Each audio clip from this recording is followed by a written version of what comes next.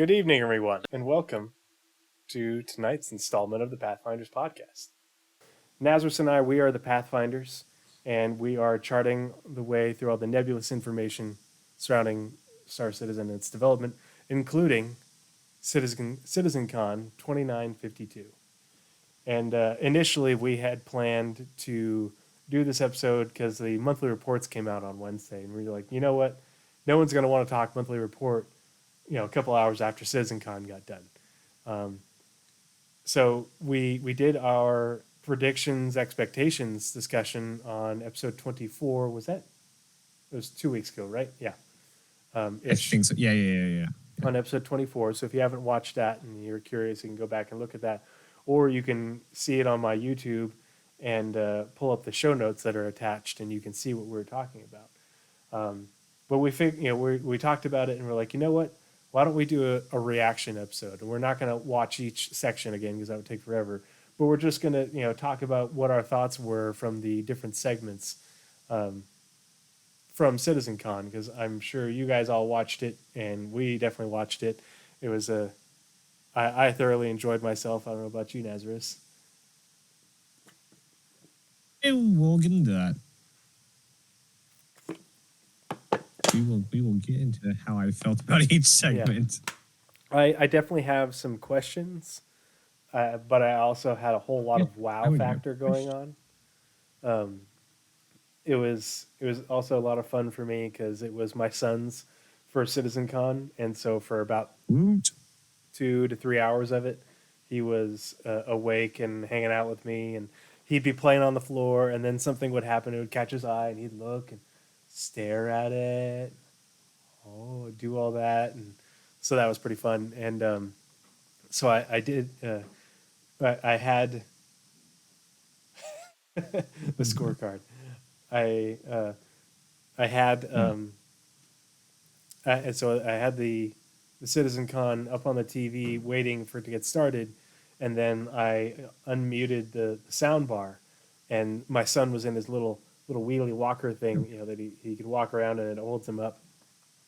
And so Nice. he was down the hall, and all of a sudden the sound comes on, and he comes, he turns around, he's like, and he goes running down the hall into the living room and around the couch, and then stops in front of the TV, and it's like the countdown to when they start, and they had the dramatic music playing, Nice. and he's like, and so I recorded it all. And I tweeted it, Boone's first CitizenCon, and the RSI official Twitter account liked my tweet. And not only did RSI official like it, Paul Jones, Spaceship Bob Ross himself, Paul Jones, liked my tweet. That's what I call him, just because he has that voice where he could talk about his little artistic stuff and the way they draw ships. The only reason I wouldn't agree with the nickname is because he's bald. The only reason I wouldn't agree. No, because he has searing opinions about my endeavor. Oh yeah. Is that Paul Jones or is that no? That's John Crew. John Crew. Paul Jones. John Crew. Never mind. I refrain. Concept art guy. Paul Jones can be. Yeah, no. Paul Jones doesn't need big hair to be. Okay, I remember now. Yeah. Paul Jones does not need big hair to be the spaceship Ross. You're right. I gotta go look up. We can just put happy little trees here. That's right. Happy little spaceships. I was a happy little tree today. I definitely was, especially after I didn't get well. I didn't get home from work after it was a 4-day long shift that I left for on Monday, and I got back Friday night at like 2 a.m. Let's see. Yeah. So I only got like 5 hours of sleep before I had to wake up and help with the kid, and then CitizenCon, and so but even so, it was a very, very good day. I don't know how I missed all 3 of my alarms, but I did. I woke up. I tried to ask my phone what time it was. It didn't respond. I'm like, okay, I should probably get up. It's probably like 8 or so, 9-ish maybe. I get in, it's 10:50, and there are seconds left on the clock till it starts. I was just like, oh, guess I'm here now. No coffee, no anything. I just like sit down. I'll have to wait till the point they're like they've gotten going and they're like talking a bit, so I can go start the kettle, so I can start making coffee. And so I basically ran my entire day like, okay, wait till they start rambling, run and do something. Like that's how lunch went. Well, night's rest. I mean, you're not wrong. It's just depending on the person. Like, I some days I like doing biphasic sleep, only some because I can't do it sustained. So getting like a lot less, so like staying up till 3 or 4 and then taking an hour or 2 nap, that works really well to get a lot done between them. But after that, it's completely screwed.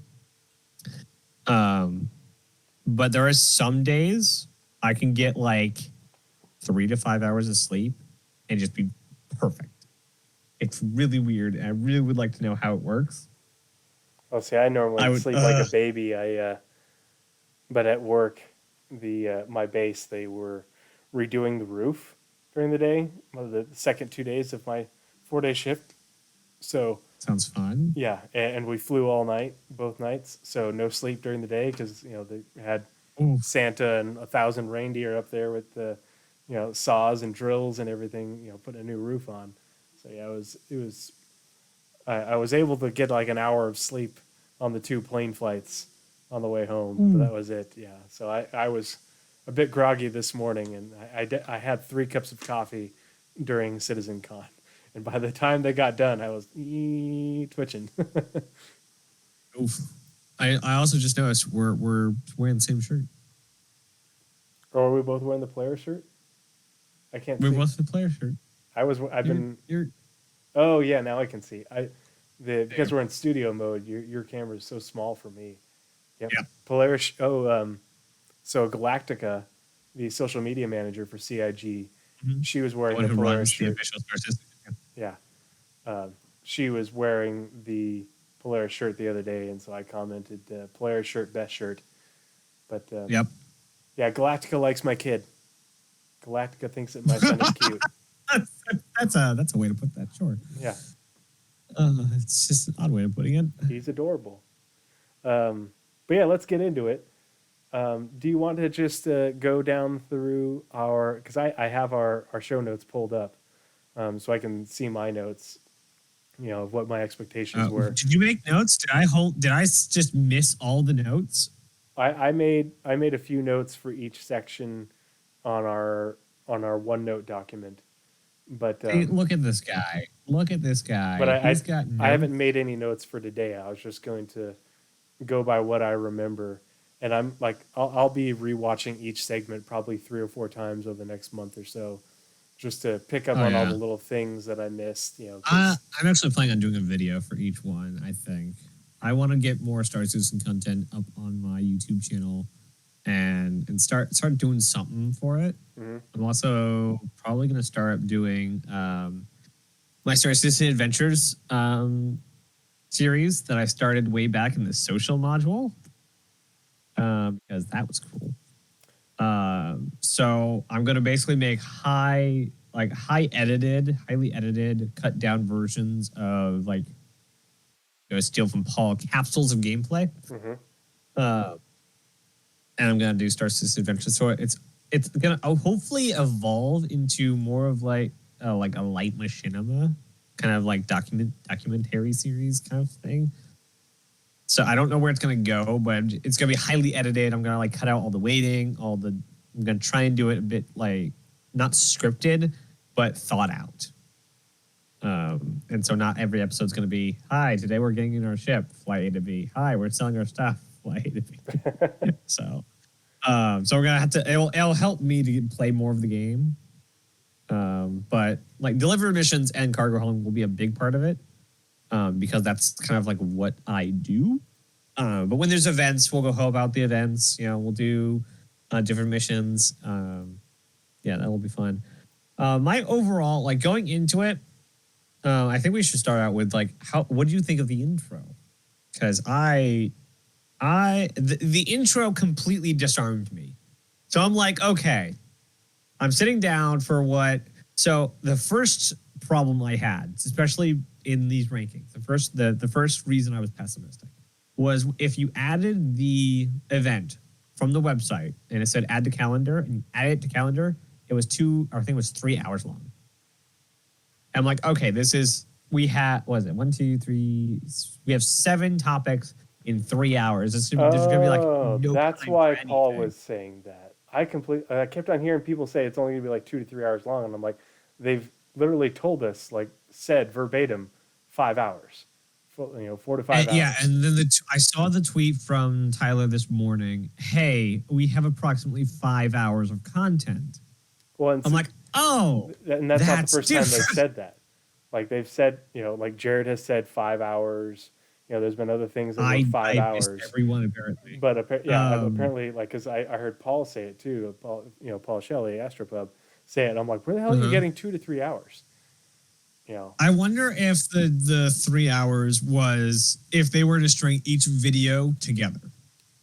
So, CR kept talking around the end. Yes, but that's the good stuff. It's hard because when CR goes, he really goes, and there is good That's stuff why in it's there. on video. You just have to go back and watch it, and like I'll watch it with closed captioning on, just so I can pull out the good pertinent quotes, because otherwise he puts out so much words, so many words. I think it's really hard. There was a very discern moment around. Yeah, there was a very telling moment around the end where I forget who's sitting in the other chair, and I'm sorry I've forgotten who was sitting there. He said some line about creatures, and Sergi's like, no, we don't talk about that. The reason he said that, he kind of said throughout the entire rant was, and actually you can see it in the clip from the Kickstarter. He left and went to Hollywood. Why? Because he likes that showmanship that we're not going to show you until the big reveal. And he said as much in sometime today. So when he shows stuff, he likes it to be a thing. So when animals make it to Star Citizen, he wants it to be a thing. Instead of just, we slipped in, rodents or something.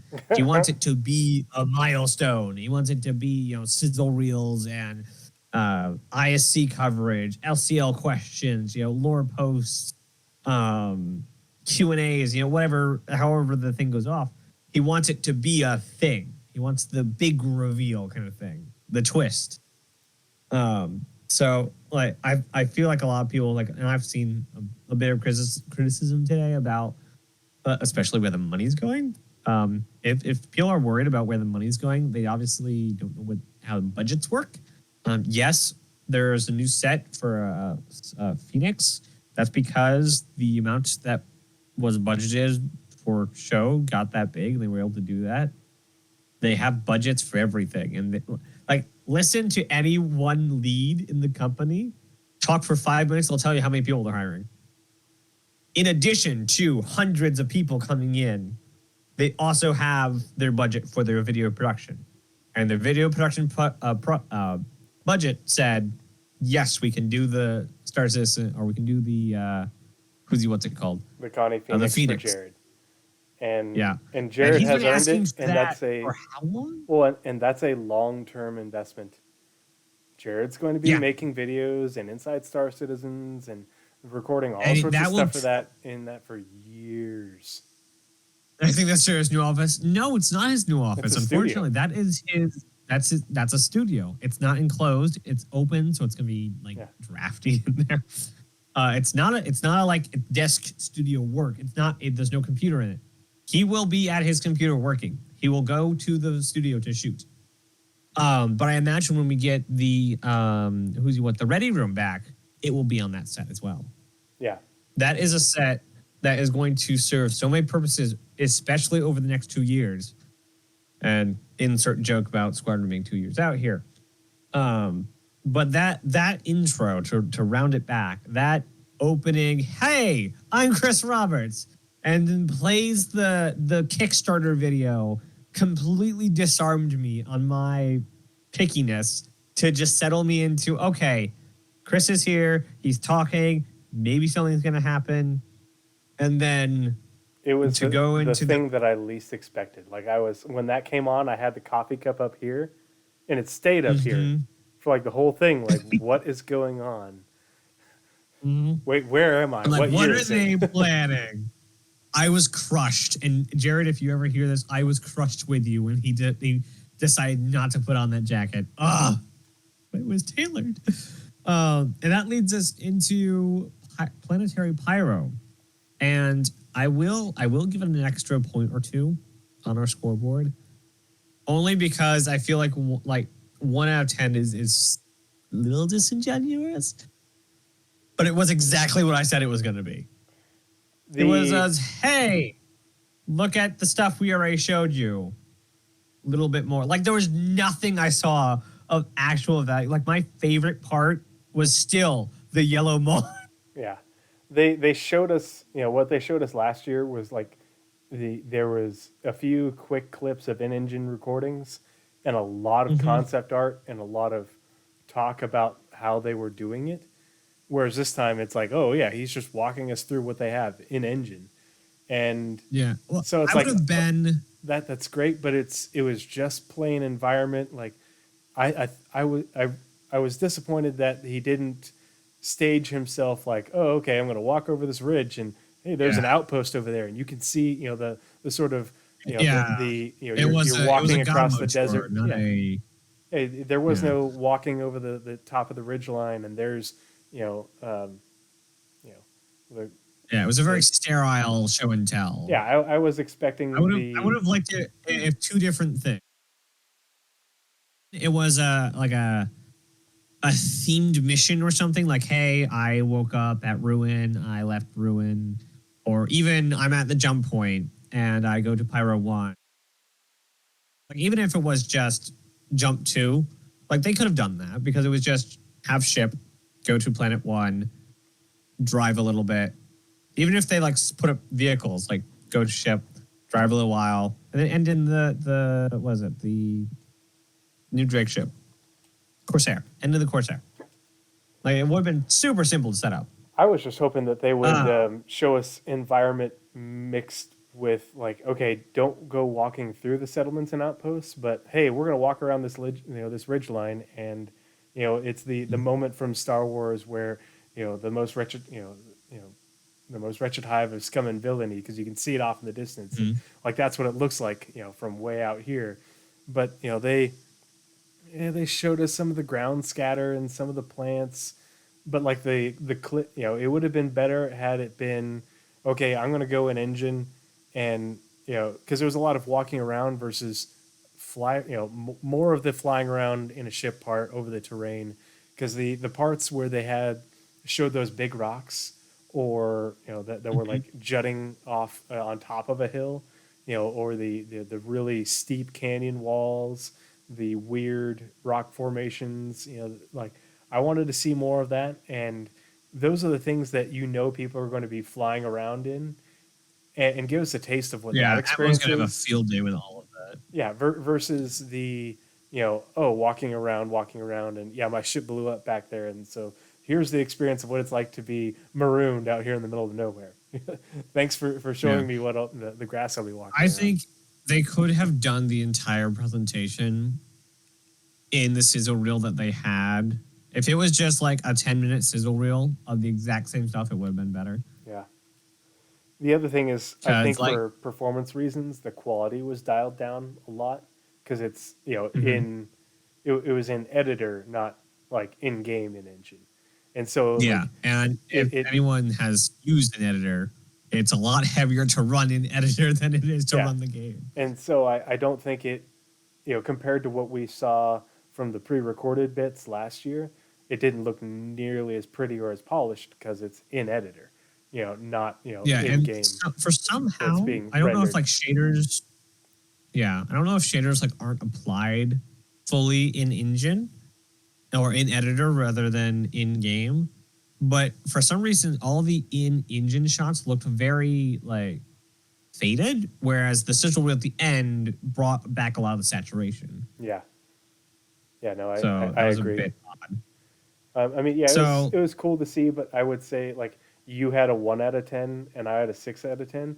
I would say relative to where I was before, I'm down to a 4 out of 10 out of as a delivery ooh, compared to what I was expecting. So I'm um, if you gave let's yourself two see. more points, we're I'm only a little bit ahead of you. Only because like they did the moon scar thing, that was cool. And yeah, because Blood Tide mentioned in Obsidian. chat, the Obsidian Scar, like that's legit. Anything you can That was see pretty cool. Yeah. from space will really, those are the things that will bring in players who I are, who are skeptical in the future, and they're like, oh, okay, oh my gosh, you can see that from space, and I can fly down to it, and this is, and it's not different than what it is in space. It's a real thing. my favorite part. My favorite part of the entire thing was, hey, we can now use like we made all the scattering super cheap, so we can scatter longer and denser. And look at that mountain over there; you can see the rocks on it. That was my favorite part. And like, I just want you to show that on every planet you've ever touched. Show me Babbage with denser and wider forests. Hmm. Like that. That I want to see. So we're at 3 of 10 and 4 of 10 The other thing as we is move into. they didn't. Okay, go. I thought we were going to see Pyro 5, and we didn't. It's a gas giant. They've got the gas giant tech Oh, figured out. You don't have to do terrain. You don't have to do is it? fauna or anything like Is it that. just volumetric cloud? It's like, as far as I know, as far as the way I understand the gas, the making of Crusader, they can Uh-huh. redo that, but just make it look different. And so Yeah. the only thing I can Isn't think the of, same that does volumetric clouds? yeah, as far as I know, the only thing I can think of is, and I'd have to go back and read the lore, but I want to say that there was weather elements in Pyro 5, or like maybe lightning storms or something that differentiates it. And maybe that's why we're not seeing it, because, they're still working on it. I was Yeah. looking forward to seeing a different gas giant, Yeah. because I we only would have one. imagine. Yeah. I would imagine it's because it's assigned to the same people who are doing the clouds for the rest of the planets. And as we didn't see a couple of the planets had cloud or didn't have their clouds finished, it's up to the same team or set of developers or developer that is going through and doing all the clouds for the planets. Also, will be doing the clouds or the entire planet Hmm. of the gas. So I just imagine they just haven't gotten there yet. The clouds on Pyro 3 are, even second time in a row, are still masterfully cool. And so I'm looking forward to seeing how they differentiate clouds more on the other planets. Making clouds look I can't more wait to alien see versus terrestrial, because we really what's have more terrestrial clouds right now than anything. what's the planet of the lily pad planet where like the racing lily pad planet where all the like out Oh, outposts are like on these floating islands. it's not Nemo. Because Or is it when I Nemo? think of that, I think of really like wispy clouds, Hmm. like painted skies and wispy clouds. And I'm hoping that there's a planet with like nice and wispy clouds instead of these like big bubbly clouds. I want like light wispy ones. So I hope we get some of those blue skies and wispy clouds. Let's see. The planet Ergo in the Nemo system is an ocean planet, but I think that's a different one than what you're talking about. No, it might be that one where the Well, only land masses are floating islands. no, that's a. I'm reading through. No, that's a different one. Yeah, Okay. or yeah, because this one is the one that had, had Ergo is the one that had space oil. Right. Oh, okay. Yeah, and the space Texans are drooling over the fact that Ergo has oil on it, but yeah. Oh, jeez.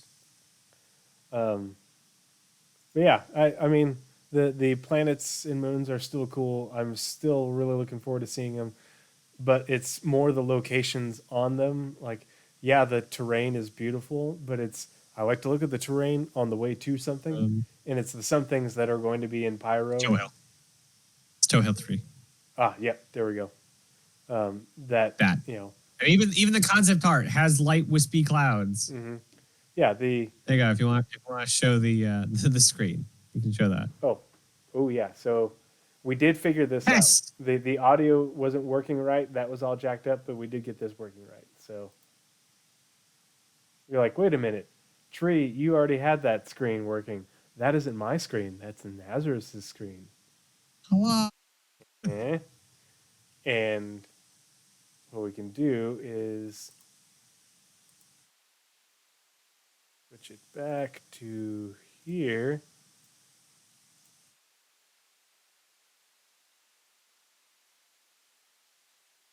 Now you're looking at my screen. Ta-da. Yeah, that's pretty sweet. We have quality. The audio is a work in progress, but we're figuring out. I still don't know how you don't use dark mode. I don't know how you do it. Oh, that's actually a thing that I have to fix because normally I am in dark mode. Something got screwed up when I redid my Google account and everything when I got my new phone. We will get to the UTV because that will be a big highlight for me. Yeah. For certain reasons. That is near the end. That's in the last panel, though. So let's move on to, I think, what was our most anticipated, I believe, was the investigations. A 4. So no, it was not my highest by any means. I got a 4 out of 10. You got a 7 out of 10. Yeah, let my cat rock to the door. When it came to the investigations, I was hoping that they would give us more visually in order to demonstrate what they're talking about, because what they were talking about was very exciting. And I think what they were talking about was very much in line with what I was expecting as far as, okay, how would I pitch this? The only thing is, like, I pitched what, my thought for what they were going to be doing. It was very much in line with what they were thinking, but I did it in a way that tied us into Bounty Hunter V2. And we, I think, Blizzrad, you and I were talking about that in my Discord, or I was talking about it with you and Othman and Paul in the Astro Discord, but we were mentioning, like, okay, need to be that the investigation missions have to tie into generating bounties. And as cool as what they're talking about and the systems that they're designing for are, I want to see it, just like everything else. It's systemic. Being successful with investigating the mission is all well and good. It gets you reputation, gets you some money, but it should be tied into another system in order to, hey, because we talked about this during the episode. Like, I want investigations. Because obviously it wouldn't be all of them, but the missing persons, the missing ships, missing cargo, all those things where insurance company X is saying, hey, we are looking for this, or whoever the person or organization is, we're looking for this because it's gone missing. We need you to go investigate it. Okay, once you investigate it and it's led you to a conclusion, it should generate something that is fed back into Quantum. Okay, this cargo has gone missing, and now we know that it's, there's wreckage here, so we can presume it's stolen, and now that is how the cargo, like if they were trying to fence it, all of a sudden now it's flagged as stolen. And you can't sell it somewhere, legally. You can't sell it at like a legal port, or, if you find evidence that this person committed this crime or killed this person, destroyed this ship, what have you, kidnapped, people, all that stuff, that should generate, a bounty. It should generate, either, generate a bounty, a crime, generate a bounty, all those things, and feed back into what we were talking about with the NPC tracker service. It should feed information into the NPC tracker service. But otherwise, other than not mentioning that particularly, and I think it could go that way in the future, but also there wasn't really anything visually to highlight their ideas. I mean, like the thing says, it was just the concept. It was the early, hey, we have an idea and we thought it'd be interesting to tell you our idea. Yeah, but if they could have illustrated it, just it didn't have to be a video or anything like that, but just, the whole It was paint. yeah. I felt like they could have come up with something to illustrate it for the visual learners out there, and that was my only thing that I thought could have been done better. Otherwise, I'm super hyped about the investigation missions just because, they talked about what's the name of the one at Kovalex? Oh gosh, I'm brain farting. Anyway, the PI wanted. Yeah, the PI wanted the at mission Kovalex. name. I love that mission. I still play that every now and then. I want more missions like that just because the missions where exactly where you have to go investigate. It's basically just wandering around until you find stuff and you're getting free loot. Like I still play a lot of those because it's fun to me, but it's mostly fun because I'm role playing in my head, and or I'm imagining what it could be like in the future.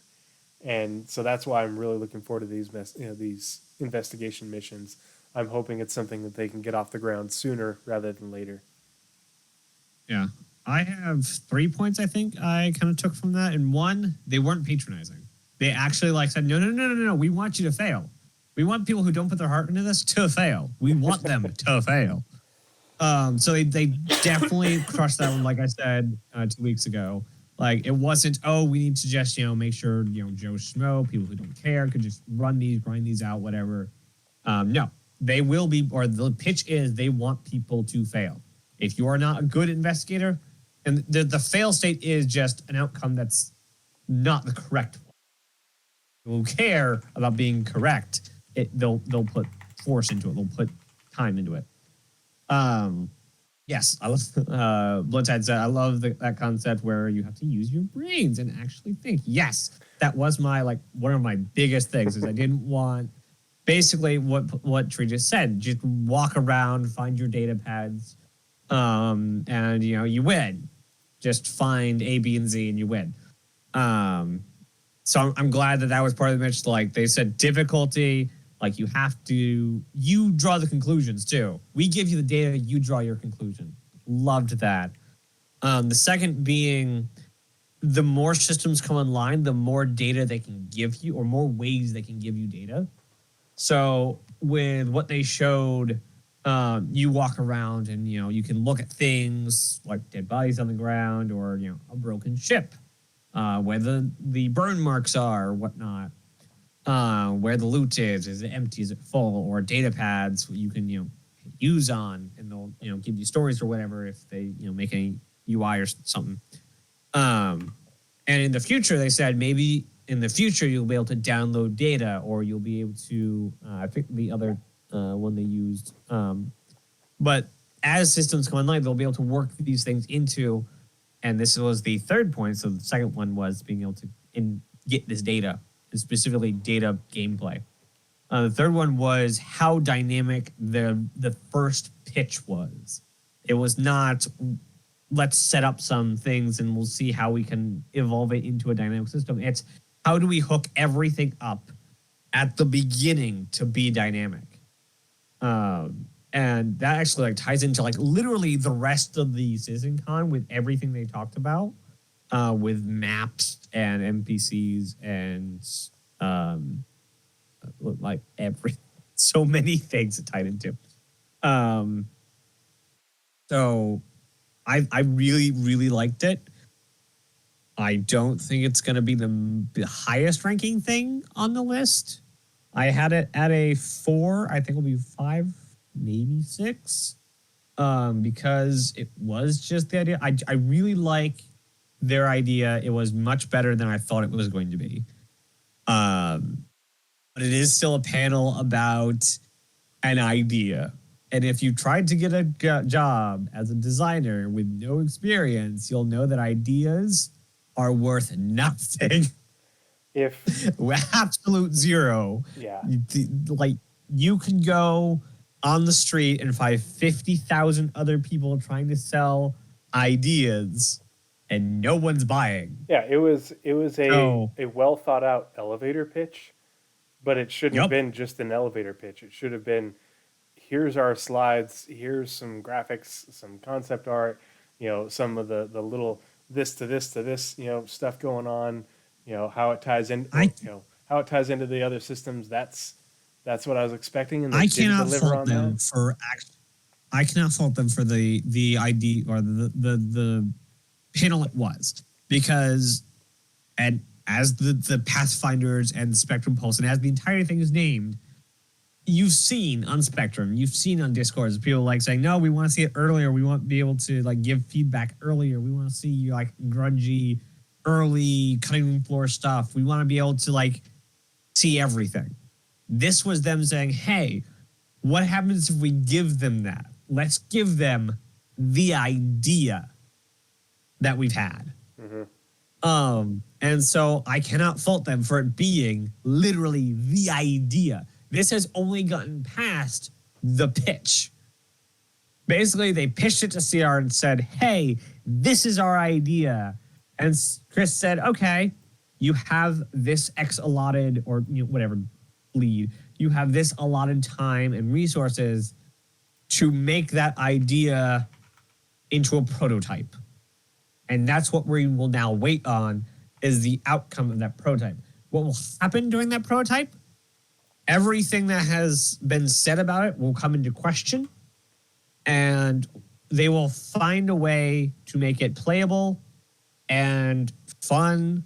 And if anyone's, there are a couple of videos, a couple examples, I don't know how common they are to come across on the internet, of what happens to an architect's job after the architect signs off on it. The architect works on it, it goes to the client. The client says, okay, that's great, but I only have, half that budget to build. So it goes back to the architect and like, okay, so we'll simplify the shapes a bit. We'll take out that, extra gallery, and okay, here's your new thing. And then the client signs off on it and says, good. And then they hand that over to the contractor. Contractor says, I'm not doing like any of that. So it goes back to the architect, and he shaves off a bit more, and it becomes, a pile of just junk. And then the client signs off on it, and the contractor signs off of it, and that's how a building gets built.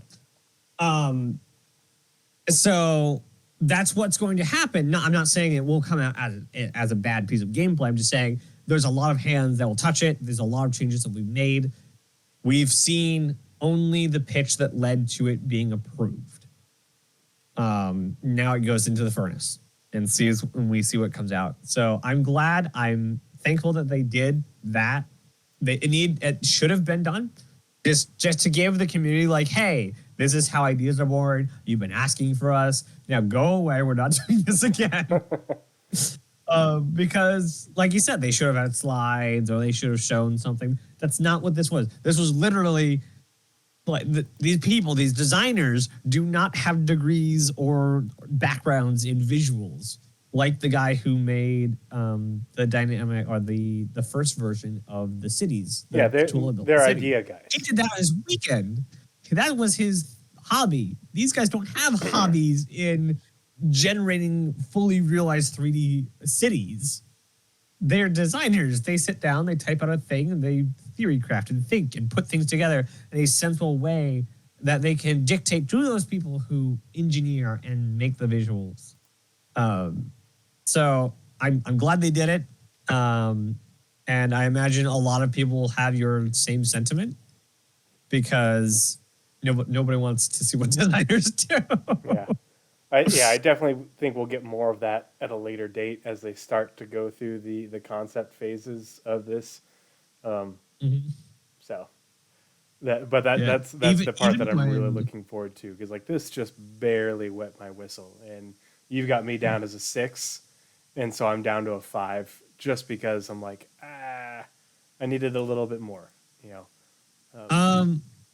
Yeah, even if you like look up like a designer's portfolio, they'll say you can't just put words there. You have to show your work. And so you have to like, okay, what if I can't do it? Doesn't matter if it's MS Paint, you have to show what you've designed. So like designer work is not appreciated by anyone but designers. Yeah. So I'm actually really proud of that. So you want to switch back to just the normal conversation bit? So I can Well, switch up using things. if you want to take us into the next bit, I have I have something pulled up for this Okay. next section. Oh, right. All right. So actually, this was probably, I mean, I'm a sucker, absolute sucker for concept art. I want to put that very clear. Okay. Sci-fi concept art might be my favorite art ever anywhere. Like, concept art, sci-fi concept art is just the best. The New Underground was the panel, and boy, did they deliver. Not only did they tell us, like, hey, the current ones absolutely suck. We wanted to do so much more, but we were held back by our previous ways of developing the game. Here's what we meant to make. So I'm going to leave it there and throw it over to you because you got some visuals you want. Well, I'll give the rest of my opinion later. The underground facilities was something that I came into this very hopeful for, and like for me, it's a 7 out of 10, based off the description, and the title of this episode is "Mind Equals Blown," because a couple of these things were like, okay, more whelming, but it's still good, but more whelming. This segment was one of the ones that was overwhelming to me. Like I had to pee so bad going into it, and I just held it the entire time because I was like, nope, I can't miss this. It was one of those panels. Yeah, I cannot miss this. This is so good. Because and a lot of people are like, oh, it's just concept art, and it's like, oh no, it's not. They're just showing you the concept art, and then they showed us concept art. They showed us white box. Like they are well into white box, and in some some parts, well into gray box of these underground facilities, and that's the part that that really blew my mind with this is because they took us all the way through from just jaw-dropping white box or concept art that not only was really cool looking but also gave a really amazing impression of scale. But then they gave you a guided tour of, it might as well have been side-by-side images of, here's the concept art and here's what it looks like in white box and or gray box, and this is already stuff we're building in engine, and that's why I'm going to transition to this. Because all the people who are like, oh great, more concept art, we won't see this for 2-3 years. Yeah, I was just looking at that. I just pulled that up. Hold up. The sandbox teams, are upstream teams. They get their schedules a year out in advance. This only goes out to early April. They've been working on it since April of last year. And yeah, it's a part-time sprint, but April of last year, so this is, to me, this is most likely back here. This is them building up the tools in order to make it. So in order to make this sort of thing a reality. And then the concept art that we saw is, hey, this is now in concept art. We're making these things, we're doing the concept art and then we're bringing it into engine, into white box. And now this is where we're getting into that gray box phase. And over the next 6 months is where they're really going to be into full production. Now, in here, because right now there's nothing scheduled for the downstream teams in Q4 where we're at right now, and as far as I know, we've gotten all the downstream team updates. So if we're gonna, Nazeris and I will keep we will have eagle eyes on this one because we know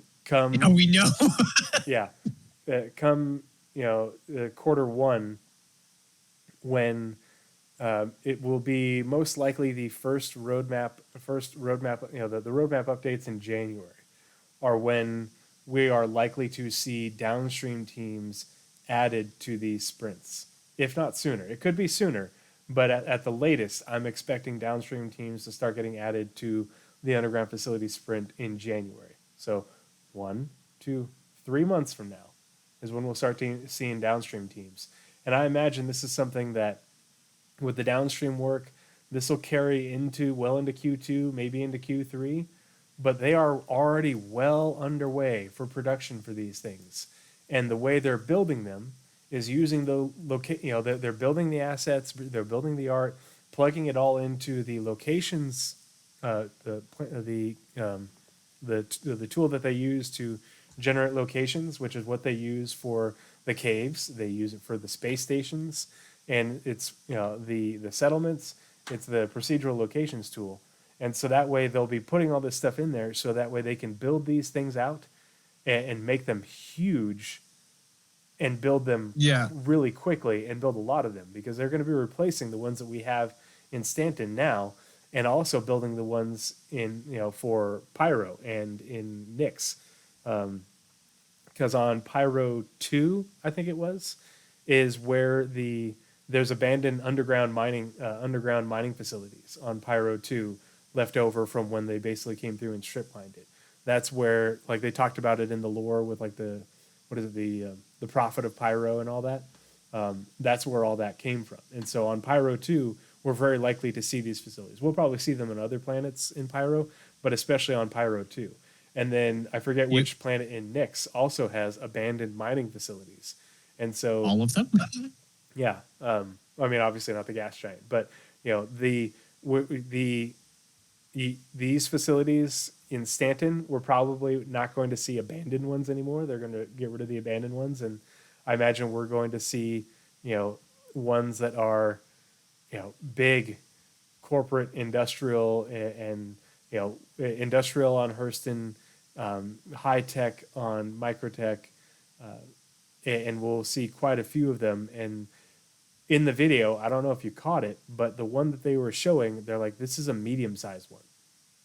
When they were looking at the exterior. I did not. Yeah, that exterior shot with the hangers and all that. God.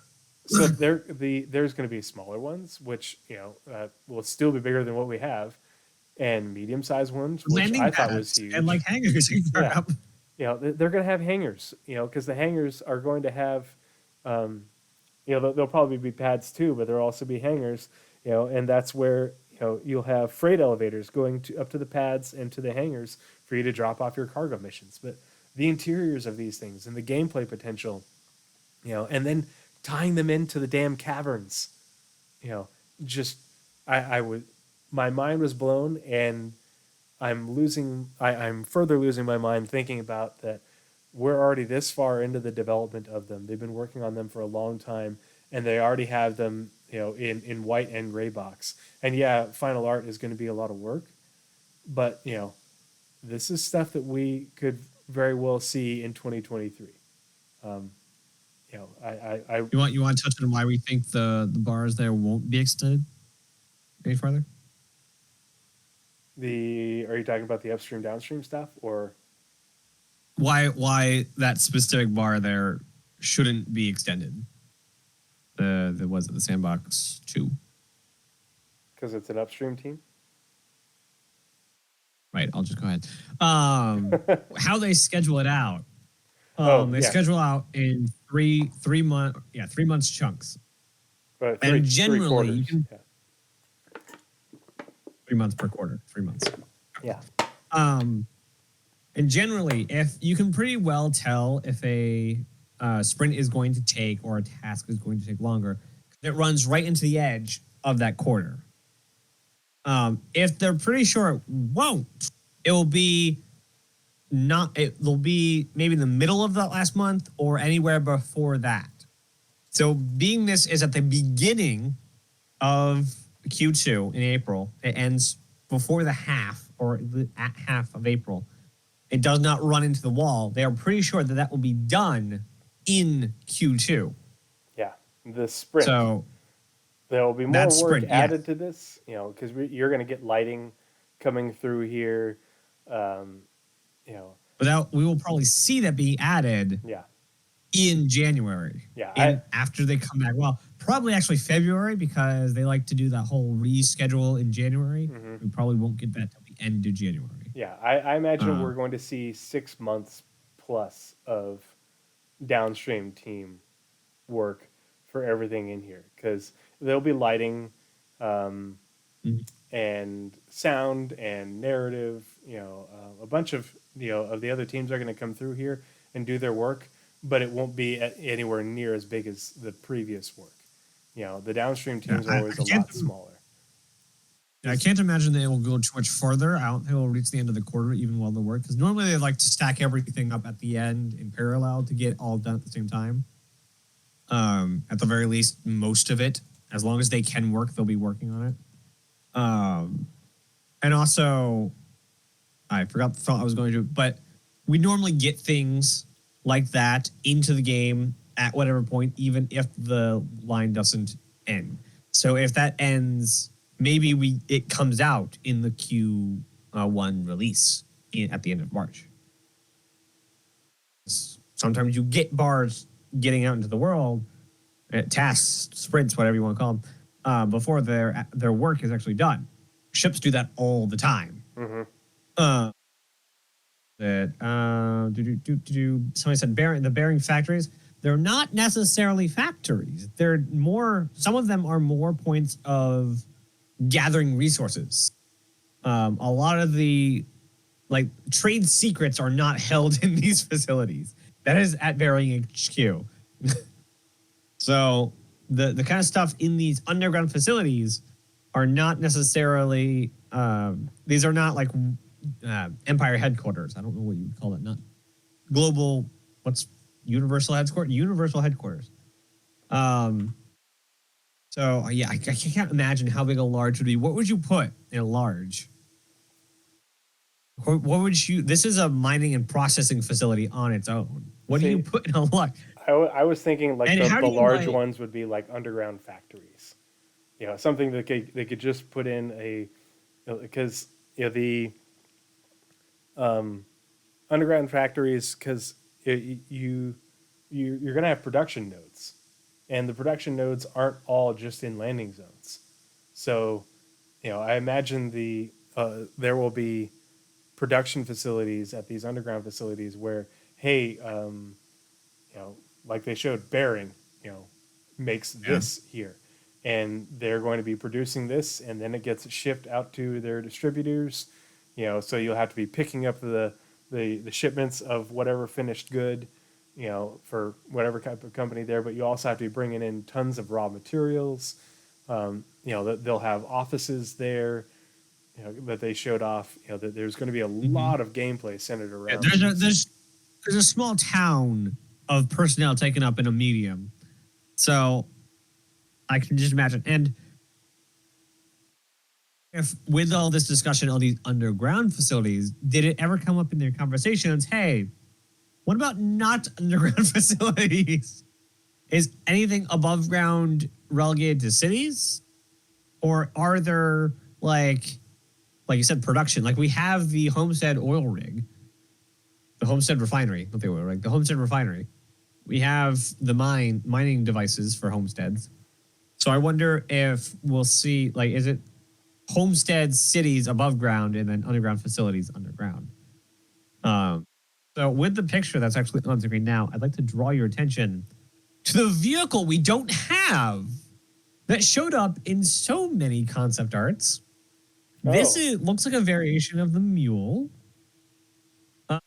It is six-wheeled, but the back... Just because it's really small on my screen. Can you share that with timestamp into our the Discord chat, just so I can pull it up on my screen too? Share with timestamp.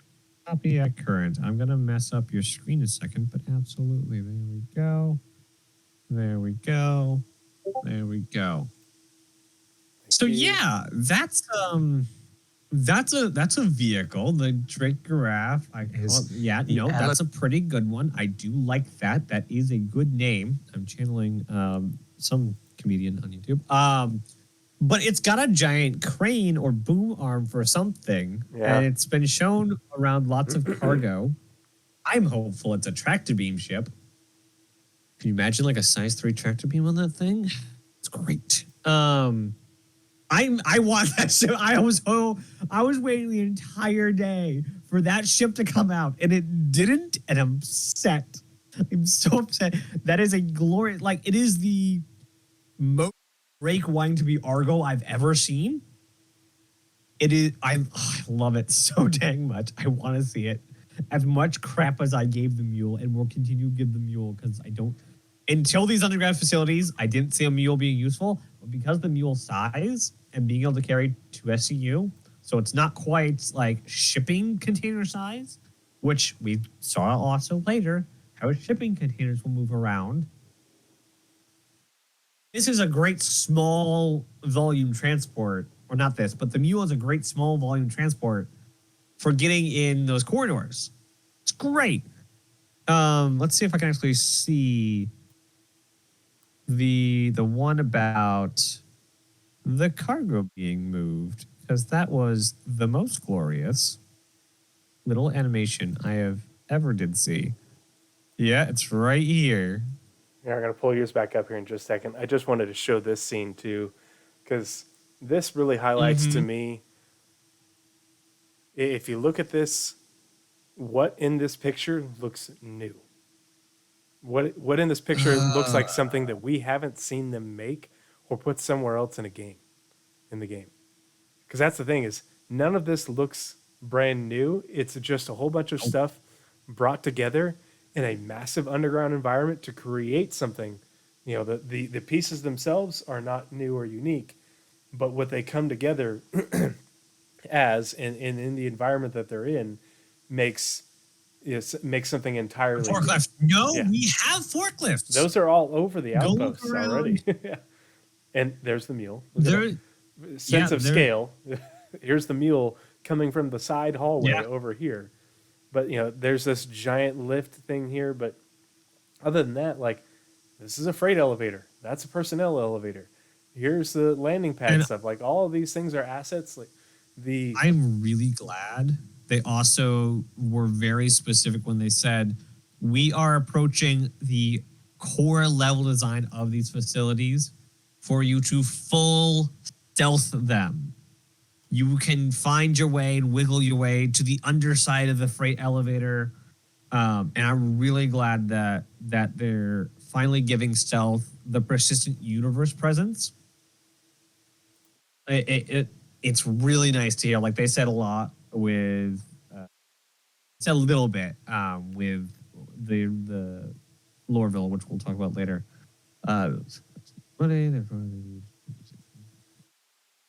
Yeah, this image really struck me as the sandbox teams that was like, and then the Montreal teams are doing a great job of bringing all the assets that have been made already into the tools in order to not only they are drawing this using things that we already have, so that way when they go to make it, it's, you know, they're going in the engine, the editor, the procedural tool, the procedural location thing in order to make this, and they'll be able to make something like this in no time, you know, because they can make these dang caverns with the caverns are part of the procedural location tool as well. So procedural cavern and then procedural location tool inside cavern, boom, there you go. You know, this is not a ton of work in order to make this. You know, it's just I think the elevator is like the most not done, but we have those in the game. They're just non-functional right now. Yeah. Like, I think we actually have cargo, some form of high capacity cargo elevators in some of the bigger hangars. Mm-hmm. If you go all the way to the door, there's some elevators there. Yeah. They don't work, but they're there. Yep. Well, and like in a lot of this stuff. That shot right there showed me what they're not planning for caves. That's not what they're looking at. Yeah. They're looking at underground, large and excavations, huge environment. Like, these are like almost to the scale of above ground kind of things. Just dark. So we have to add artificial light. It is, I don't know how to describe. It was just so cool. And there's the forklift. Oh, not the forklift. There's the crane again. Well, and with this one, up so many. If you've seen the Squadron 42 trailers, as well as the leak, this is very reminiscent. The construction with this sort of angular thing, as well as these as well, like this isn't just PU assets that they can plug into here. This is stuff that they've built in Squadron 42 for those. Because in the Squadron 42 trailers and the Squadron 42 leak that just came out, the locations are grandiose, and that's what you're getting right here. And so they can take a lot of what they've built in Squadron 42, add it to the procedural locations tools in order to bring, make locations at scale in the PU as well. Because look at, I mean, that's a big ramp. This is a big area. Yeah. Yeah. It's just nuts. What are we driving in here? Yeah. Yeah. I think we got a couple more, then we probably move on, but we could probably talk about this for like the next 3 hours, maybe. Yeah. Like, we love this. Okay, so here's one of my favorite things because it involves trains, and I love it. If you've ever played or been in Discord with me, I will mention trains at least once. We have rails, underground rails. What for? Not for people, as we've had before. This is not a subway. This is specifically to carry cargo. And not only is it a rail system, it's a multi-tiered rail system. And it moves, and it goes underground. And I'm just going to pause here for a second. Their concept art is using UI cards. How insane is that? What's the timestamp on that? That is 1824. So UI cards is a newer tech on top of their building blocks that also helps with UI. And apparently it's so cheap and easy, they're using it already in their concept art. That is great. Just imagine how immersive the UI and stuff is going to get when all the cards are, when environments are brightened up with these cards. Yeah. Well, I could drink trade with extra guns. Yeah. This is actually, there might be some. This is white box and gray box. This is that white box and gray box that they were talking about. And this is definitely white box. There's no gray in these shots. Yeah. But they're already in white box in engine, and not only in white box in engine, but this is white box in engine from probably months ago. And that's a Starfarer sitting up there for scale. But there's a Starfarer up there? Yeah, at 1855. That's a Starfarer sitting up on top of that dang thing. I did not see that. Dang. So this shot right here, when I heard it was still going to be industrial and it wasn't going to be like office buildings, I was a bit bummed. And then they showed this, so I'm like, oh, okay, no, never mind, you can go ahead. Because these are not industrial areas; they're a mix of areas. Yeah, well, and there will be both, I'm sure. I'm sure Microtech will have theirs where it's the underground servers, and I imagine labs and stuff like Rayari. I want to see Rayari's underground outpost. The outpost we saw for the Microtech demo, I imagine, will be one of these instead of an outpost, instead of a homestead. Yeah, this is going to be the data outpost. This is going to be the high security information analysis lab or whatever. So I imagine we'll be seeing a lot more of these with purpose, not just oh, hey, they probably work on plants here. They probably do light mining here. These are going to be high volume, whatever it's going to be.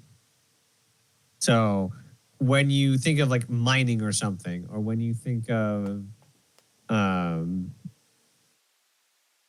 yes, that is a train.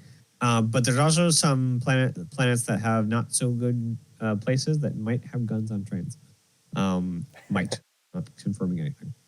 But this shot was really it looks so opulent and nice. And the concrete, the greenery, the bent wood, the glass.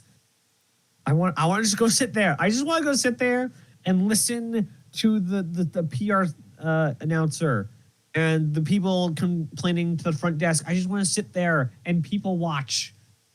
Please, I want to go there. So, and hopefully I will only have to live this out at most 2 more quarters to see that. And I imagine this exact What's it called? Underground facility will be in game first before they start branching off. So we're gonna get the bearing mining facility or whatever this place is first.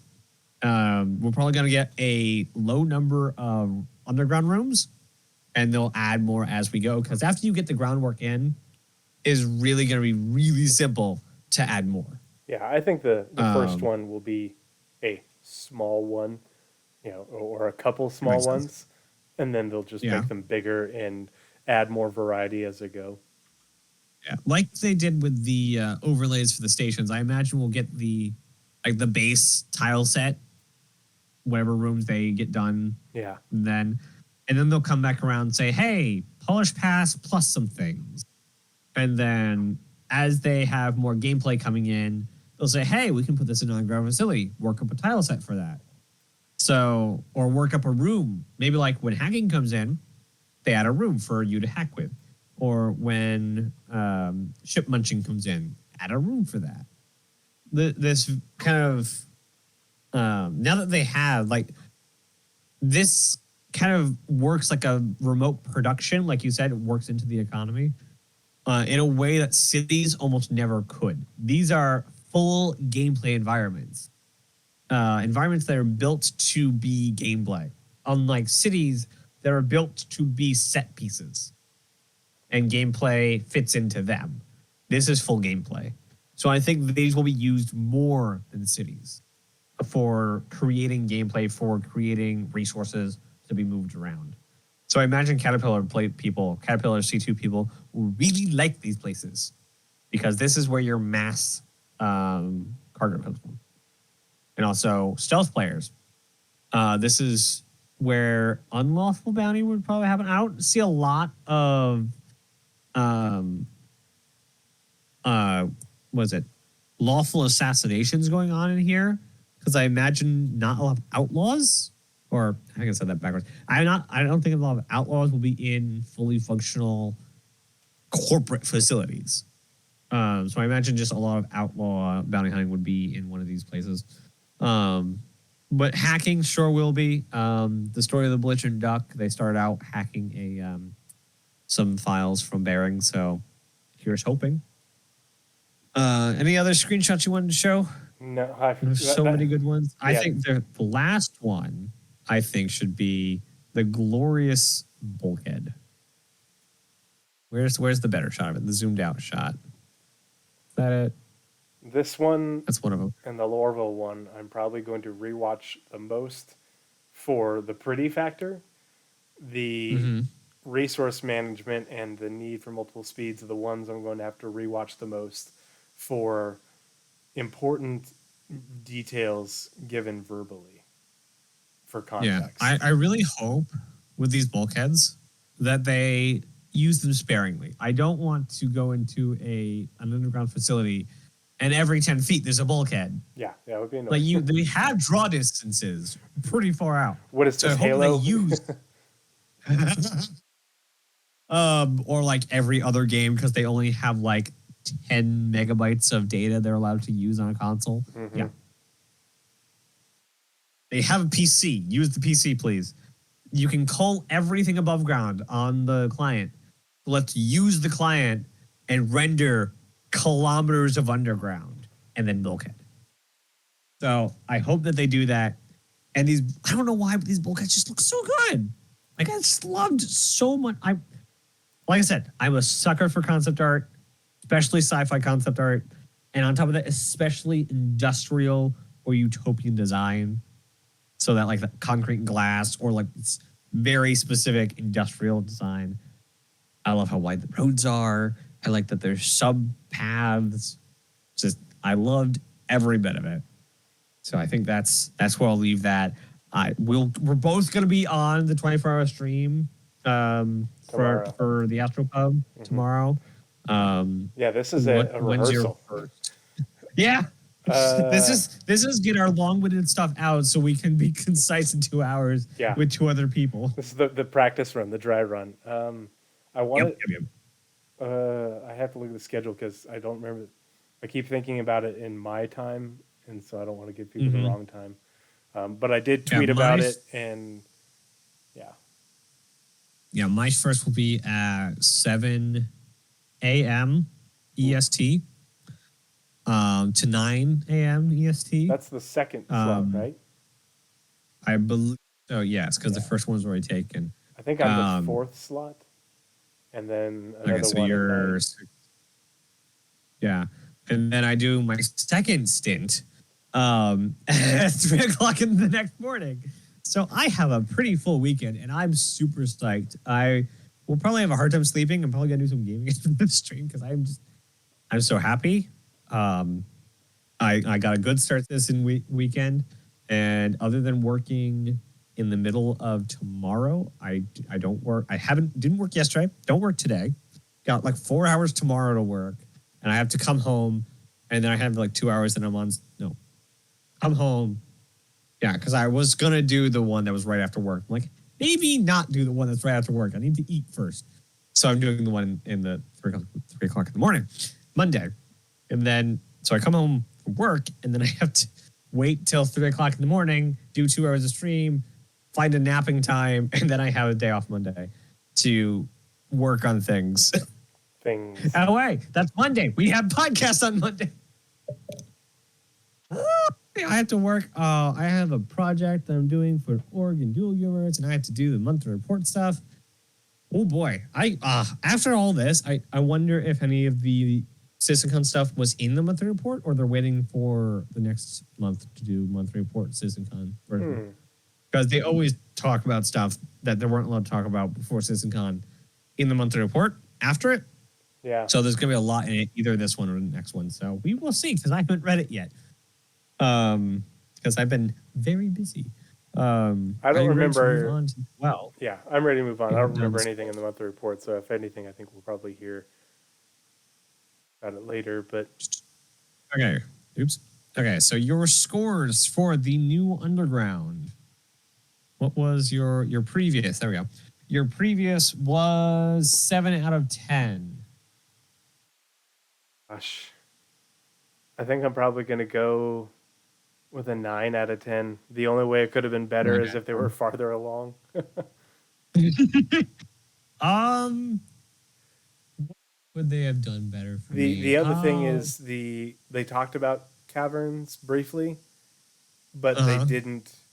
Like I was really hoping that like they might show, give a little tease of, hey, here's an adjacent cave and a hill nearby, and you can go through this cavern and find your sneaky way. I think the only way it could have been better for me was talking more about how these facilities are not just gameplay arenas and how they fit into the background noise. Yeah.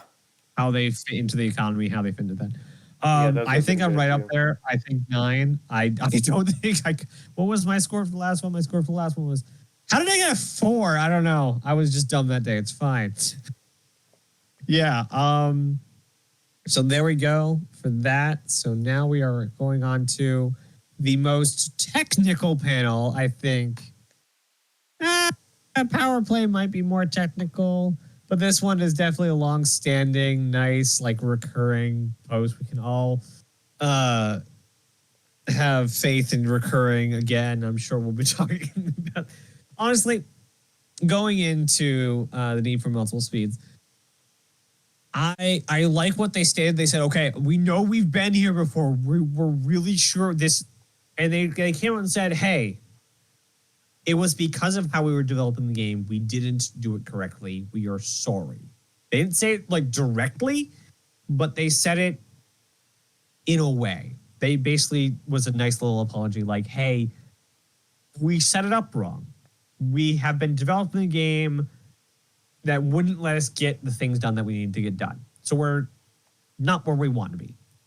So the new form, the new way they're developing this Squadron First, get the AAA game out the door, is making them take the hard road. If they have something they need to get done, they get it done to the point they need it to get done for a game to release. Instead of just, we need to work on this someday. They're trying to get Squadron done. So being that Squadron is trying to be kicked out the door as soon as possible, they need these things to be decided on worked on and finished. And so with that, we are back to SCM and Super Cruise, sort of. This new flavor of Super Cruise, 2.0. 2.0, is, I think, hopefully going to work. If it doesn't work, I hope they stick with it either way. Like with a couple things that we're going to talk about. Yeah, thank you. They're going to pick a thing. They're going to do a thing. People are going to hate the thing, but this is Star Citizen. This is not Naz's space game. This is not Tree's space game. This is Star Citizen, Chris Roberts' game. He says this is the thing that's going to be in the game. They work on it. They finish it. It publishes. So not everyone's going to be happy. We're going to lose people who want to make their own opinions, their only opinion that matters, and we'll gain hundreds of more players as the game gets done. Going to be how it's going to be. So, after so much preamble, what are we getting with multiple modes? Before we continue, everyone Okay. who is live and in chat, and if you are watching live, I just wanted to get an update. Are we still? Does it look like the audio and video is still in sync? Because that's the big issue that I was trying to fix with all of this, and awesome, yeah, because it looks good on OBS, and I just wanted to make sure that it was good on the output, and it seems like everything is pretty close. Cool. So yeah, that's what I'm going for. Have to get S242 launched. Absolutely. Velocity Raptor, welcome to the podcast. Thanks for joining us, bud. Appreciate it. Cool. Naslo's saying it's slightly off. That's maybe your brain. It might be, or it might be mine. I think I'm going to jump to my favorite part of the new master modes, and you can go into exactly how confused we were when you started. My favorite part, the part that absolutely sold this entire scheme to me, was the second you hit the switch to quantum mode button, it drops your shields. And I'm like, it's going to work this time. It's not just a drop and run. It's a whole, you are putting yourself in a position that will kill you if you do not do it properly. So you have to, in SCM, you have to outmaneuver. You do not have a choice. If you are getting into an engagement, you have to outmaneuver. If you do not maneuver, you will die. That is the thing that's going to make piloting a bigger ship so much harder, because it is all about maneuvering. Dropping a shield on a large ship, being at one, if you're only being attacked by a single seater ship, dropping your shield isn't going to be that bad. But if somebody's going after a capital ship or a large Carrack-sized ship with one single seat fighter, if it's not a Ion or Inferno, they're probably not going to win anyway. I think who did? I think Minion did a couple of tests. A Gladius couldn't really take out a Caterpillar anyway, so just move on. But when people actually come up against, like pirate crews come up against bigger ships, Caterpillars, Carracks, Hull Seas, so on, dropping your shields just to duck and run is not going to work. So you're going to need escorts. You're going to need to learn how to outmaneuver. You're going to need to use your environment. That is, like, the dropping shields thing really sold everything for me, because it makes it so there is a high consequence for switching modes. And dropping into it, I think, is going to give the entire game, or not dropping into it, but getting into SCM is going to give the entire game a much more exactly what Chris wanted, has been looking for 10 years, a cinematic look to it. I think this is finally going to give Chris the cinematic look that he's been after for 10 years. And I cannot wait to play with it and to dogfight with it. Honestly, what I want to do with it, and I don't even know what's possible, I might see if I can get a group together, see if this is possible, but set up for dynamic dogfights where, sure, you can, like, basically, like, maybe like around Yella, have two very far away groups go at each other vaguely in the same direction, so that you have to use Super Cruise in, and the pilots have to decide when to drop into SCM. Because when you drop in is going to be the decider, and if you drop out is also going to be the decider. So maybe like doing a point system where the team with the most ships at the end win. So dropping out, you may save your ship. Like leaving may save your ship, but you're gonna have to drop your SCM, your shield, to get out. So I don't know. I want to do something like that because it is so powerful. This mode switch, I cannot wait to see it. I'm super excited about it. I don't know why I'm so excited about it, but we've tried this before, but they've added some new spiciness on it for this next go around. And I'm just gonna stop talking now. I'm honestly a bit of a mixed bag because some things I really like, and other things I wouldn't say I dislike. I'm just a little bit more skeptical, and obviously there's going to be a lot more information about this to come down the pipe, of course. Oh yeah. With I did my scanner anomaly on quantum drives, quantum travel the other week, and I really liked with that pitch where, in order to get more out of your quantum drive and to get out of your how far you could travel without having to shut down your quantum drive, I liked that with resource management you really had to shift power and shift coolant, shunt power and coolant from one place to another. You get more power to your quantum drive, and it generates a stronger field, so you go faster, but it also generates more heat. So, you have to shut down power, to your shields and your weapons in order to have the power, but then you also have to divert coolant to the quantum drive in order to, keep it cool and to sustain that speed for longer, or you don't get that high speed and you just sustain a lot of send a lot of coolant over there, and you can stay in quantum for a very long time without having to stop and shut down. All these different decision-making points that let you tweak, as an engineer, a lot of things within your ship to get the performance that you want out of it based off what you're doing, whether you're hauling cargo, whether you're in a hurry, whether you're trying to save fuel because you need to go farther on what you have than get there faster, or get there in fewer stops. I really liked that concept, and I thought it was really well thought out and organized. And I don't know how that fits into this if your shields and weapons shut down when you go into quantum. And that's okay, fine, if that's the case. Okay, but then how, it takes away some of the differentiation that bigger ships have over smaller ships. Yeah, the bigger ships still have more coolers. The bigger ships still have more power plants, larger quantum drives, but you don't have as much ability to, as an engineer within quantum, to impact that. And I think the engineering aspect of it, is more important than I have more component slots and bigger component slots than you. And that was it feels like it mitigates the engineer within quantum, but it kind of makes up for it, because with the engineer, when you drop out of quantum, the engineer is the one who's going to, it feels like we're getting interdicted.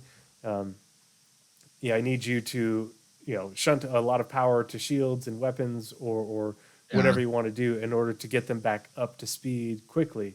Do you want to get your weapons up and, have shields slowly, charge up, or vice versa? So it's a bit of a give and a take, but the take is something I really didn't want to lose because of how big the star systems are, and I wanted a lot of differentiation between large and capital ships crossing those really big star systems, and I wanted a lot more impact from engineering within quantum, for long distance exploration, for long distance hauling, for there's an event going on 2 systems away and we have to cross a null to get there. We need to get there fast. So more speed. Row, you lazy whores. Greeks are dying. That whole thing. So there's that. So there is give and take in it, and I think that there's probably still room for that. They just didn't explain it, And so I'm going to, do the whole give them And the gravity benefit of the gen. doubt thing. What's that? There's still power being used. Gravity gen, Yeah. life support. There are still systems. But those are like, I don't foresee turning off Necessary. life support or gravity, as something you want to do at Depends a on long how quantum. fast you need to get there. Yeah, it I was mean, more this goes back to what I was saying just a minute ago. Like, this is not either of our game. Like, you would yeah. very obviously like to have kept that. Okay, shut off the weapon. Give it all to the power plant. But what they did was do that anyway.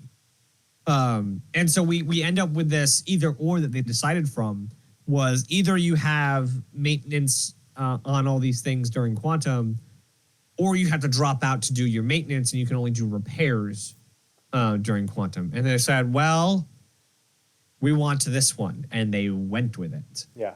And so it is up to them now. Yeah. This is like the third or fourth time we've been here. And even though they fifth. sort of, it seems kind of on at first glance like they're negating engineering gameplay while in quantum, which is something that Chris Roberts talked about a lot. It might still be there. Maybe there's more role for it somewhere else that they just didn't talk about. They mentioned two different but roles. they did make it seem like it's far more important when you're coming out of quantum, where if you don't have an engineer, you're going to be at a distinct disadvantage if you're a larger ship, getting pulled out of quantum or something, as far as getting up to combat speed or escaping. So it does incentivize having incentivize multi-crew in that aspect, and this definitely incentivizes having escorts.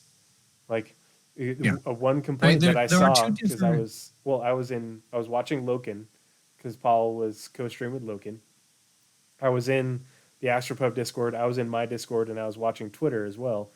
And I saw multiple times people complaining about, cargo haulers are going to get ganked, at the OM markers like crazy now because of this, because they're just going to get dropped with no shields. And it's like, that's the point of the damn game. Why use escort? This is why you bring escorts. If you are in a place where you have to worry about pirates, and for now, Stanton, you still have to worry about pirates. Yeah, it's the nature of the game. So they're not thinking this through towards the future. Piracy is going to be a thing in Stanton. It's just not going to be, there's going to be more piracy elsewhere, in Pyro. And Stanton isn't going to be as, empty in that, if you get attacked, remember, you're not going to die in a minute or two. If you're in, near Selen and you call for help, help's going to be there in seconds. Before you die, help is going to be there, because you're not just going to get destroyed, in a short period of time. But if you bring escorts on that short run, then you'll be much better off, because the escorts can distract them while you get away, and then they jump away. Like that's a total sci-fi trope right there. And everybody's like, well, I don't want to play with other people. It's a good thing there's going to be NPCs, because you'll be able to hire those too. And I totally get the idea of being vulnerable, in the state of the game right now. It's that's something that could be a possibility depending on when they bring this in. But you can still get players to escort you. Figure it out, or don't take the ultra profitable run where all the pirates are going to be. Sorry if you're not going to be able to get rich quick, but the get rich quick is not part of the plan for the game. And that it's, again, like you just said, it's risk reward. If you're going to take that much risk, all right, it's on you. But so there's a lot of give and take. The last point I wanted to make is with the sort of super cruise. It's not quantum, but it's the cruise speed or whatever they call it. Where quantum. Yeah. I may have missed it because I was having to take care of my son, but hey, you quantum to Selen, and where you need to go on the planet is 500 damn kilometers from anything that you can quantum to. Can we please just go into super cruise until you get to, close orbit, and it pulls you out, and then you fly normally for the last 40 kilometers, 60 kilometers, something like that. Because I will admit, I hate the whole, oh, okay, well, I have to try and time turning off my engines halfway through this quantum jump in order to get anywhere close to where I need to end up being. And that's what I'm hoping this will be able to do is, hey, I just quantum to the orbital marker and then I point myself at what I'm, I quantum They to said yes, by the way. okay. The answer is yes. I assumed, They but said I missed if you're in quantum mode, hit shift, you're off.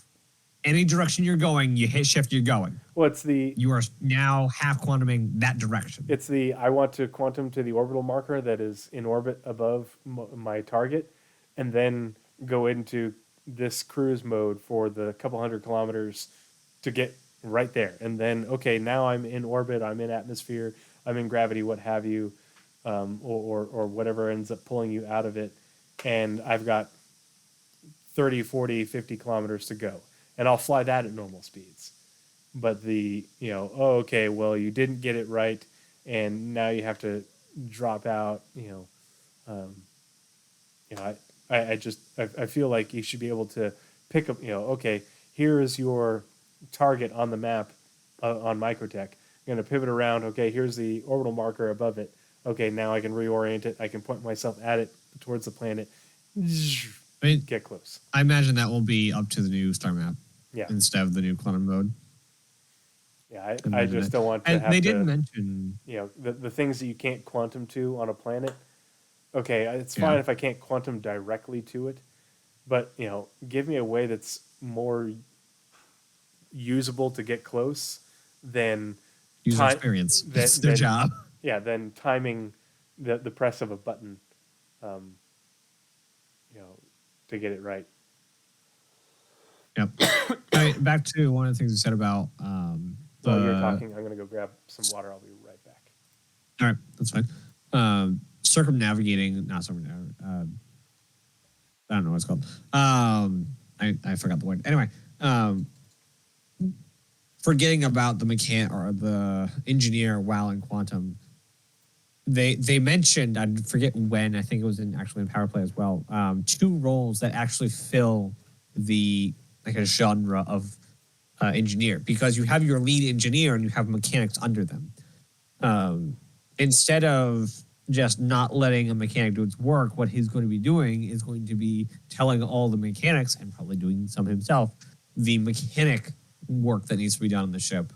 Maybe you haven't had, or you didn't get to replacing this fuse, or you hadn't had a chance yet to replace the fuses that were just broken in the last engagement. And you have that downtime in quantum to replace fuses, to replace whatever components you need to. You can do that in there, and then if you have a single engineer that has to double as the mechanic, that's a great time for him to actually get the mechanic work that he needs done and leave the engineering out of quantum. So it kind of helps the mechanic's job to have that. You're not allowed, you can't really do this half your job in quantum. So I think or I guess the decision they made to not have all those systems on in quantum is the double-edged sword that we've been talking about, but also it can play to the advantage of the mechanic to have to focus on the engineer, to have to focus on the mechanic work during quantum. The other thing I just thought about, I went and got ice cream and water. We don't have batteries right now, and I think a good use for batteries would be, like, if you're in quantum, okay, I'm not going to put power into my batteries because I'm going to put more power into my QT drive in order to go faster. But by not charging your batteries, you mean batteries as in charge, like AA batteries, not batteries as in gun batteries. Like the energy storage on your ship. But you get pulled out of quantum. Okay, your batteries are not full, and so you have to rely on your only what's coming out of your power plant. Only on what's coming out of your power plant to get your weapons and shields back up. So it'll charge faster. But if you keep your batteries charged, you know, and you have to like maybe your batteries have to be continually charged, otherwise they leak or something. You know, and if you Yeah. do that, So so that way you can dump your battery charge into the capacitors for your shields and your weapons, and they'll go whoop, a lot faster. That would be a good way to balance it in lieu of not, you know, shunting power from things that, you know, okay, I'm going to turn this off, you know, I'm going to turn off my shields, I'm going to turn off weapons, you know, what have you. yeah. But that's just I speculation. mean, if it doesn't interfere with the balance they're trying to make with making sure that if you're engaged, you stay engaged and you're not switching between modes real fast, as long as it doesn't hurt that balance, they could. I wouldn't put past them. So what is your score out of 10 for the need for multiple beans? Let's see, what was I before? You were a 4 out of 10. I think I was a 4 mostly because I was confused because they call them Right. master modes, and we hadn't heard anything of them. we hadn't heard anything of them, and the only time we'd really heard of modes was like missile operator mode. And so I didn't know what to expect. Now seeing it, I really like. And remember that. Sorry, go ahead. Sorry. I'm just gonna say I really like the idea. There's just I have some questions that I would, you know, that will help me. Yeah, I imagine a lot of people do. Yeah, but the overall idea is I think is really good, and it makes a lot of sense, and it can definitely add a lot to the game that will make the game more playable.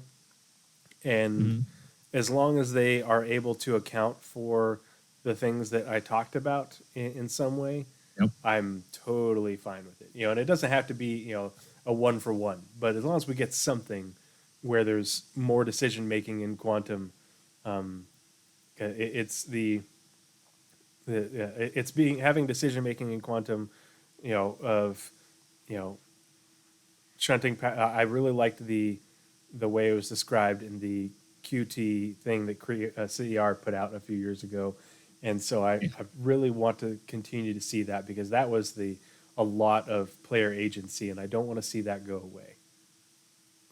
Makes a lot of sense. And remember, just for holistic sake, that master modes are not ending here. Master modes will continue to be pilot, to be engineer, to be all the things that are the positions on a ship. So where operator modes are mining,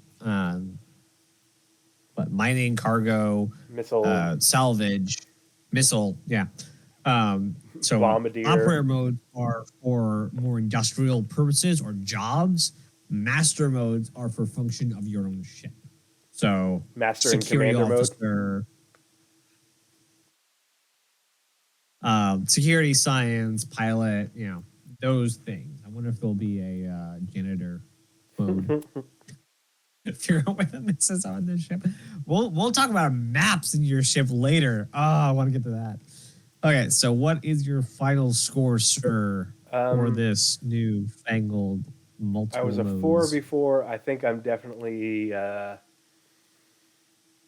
be a 5. I think I'm probably up to a 7. So okay. If we had more information, I'd probably be an 8. You just need an SCL on it, and then you'll be good. Mm-hmm. Makes sense. All right. And that brings us to, we are going through these actually pretty darn fast. That's okay. We have a lot of post-show to cover because they talked, like I said, for 2 hours after this list was done. And we're going to skip Lorville, actually. We're going to go to the next one just because he said that. We're actually going to skip that. Oh, God, no. Gaming. It's so good. so good. So, Lorville Redux, the oddest name I think they could have named it, but knew what it was going to be. And we're going to have to go back to the videos because we got some art. And if you went on Reddit, you can search this on Reddit, on the Star Citizen Reddit. Someone actually went even farther and did some more AI-generated concept art for Lorville on Reddit. So I saw that, and it's just like I said, I'm a sucker, absolute sucker for concept art. And this is just so good. The only thing I didn't like, and I'll start off with that, is the buildings that they plan to put gameplay in, you can definitely tell And the ones that don't, or the ones that won't, you can tell. Because you have a lot of extra buildings, but then you have chunky building. And then you have lots of little buildings. So if you want to switch over to something while I pull up the video. Where is it? It is probably here. So yeah, I need to put that. No, where he's still here. It's fine. So the other, there we go. Ah, yes. like with the underground facilities, I really love this because they took us all the way from verbal idea through really rough concept art, lots of shape language stuff, and like the entire design exploration. Remember years ago, we would get this sort of stuff in around the verse type segments, what have you, and you wouldn't see, that in maybe you wouldn't see like this level of concept art for a while afterwards, and this whole process would take a couple of years before we saw like the Homestead ones, the thumbnails, a year before we saw the high concepts, the painted ones, and we still don't have the actual homesteads. Yeah. This what is this coming in? Is this coming in 318 or 19 or 4? Oh, this isn't coming in just yet. Here, I will. Okay. So do you have the video pulled up? I'll transition you and. I do have the video pulled up. Yeah, that's fine. So we'll get to that one. Yeah. So you can switch over. Like, not only did they say, no, we got this, guys, and just go ham with the industrial, they also said, oh, yeah, much like Microtech, fly anywhere you want. Or like Orison has almost that, but Orison, because it's an outdoor, the stuff's outdoor and very exposed, they didn't want people ramming players walking around, so there's still some no-fly. But this is a built city. This is like, when you're in the heart of it, it looks like, or from what they've shown, it looks like it will look a lot like a mini ArcCorp, and you can fly down to the ground. Oh, good. So good. So this is one of the shots across the fields. And across the fields always looks good, even in the old concept. But what they did, there are so many good just shots. Like, all this concept art. And this is what I'm talking about. Like, you have a lot of these like spindly buildings, and you have chunky buildings. Like, you can really tell where they plan to put the gameplay, it looks like, but we'll have to see. I do like these giant raised areas. I think that adds a lot of character to it.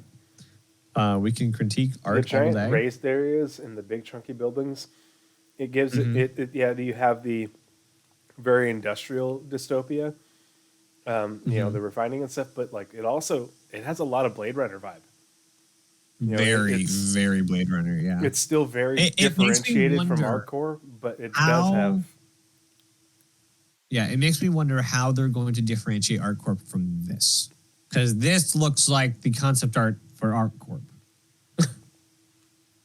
And then this shot specifically was just like, please make that your art standard.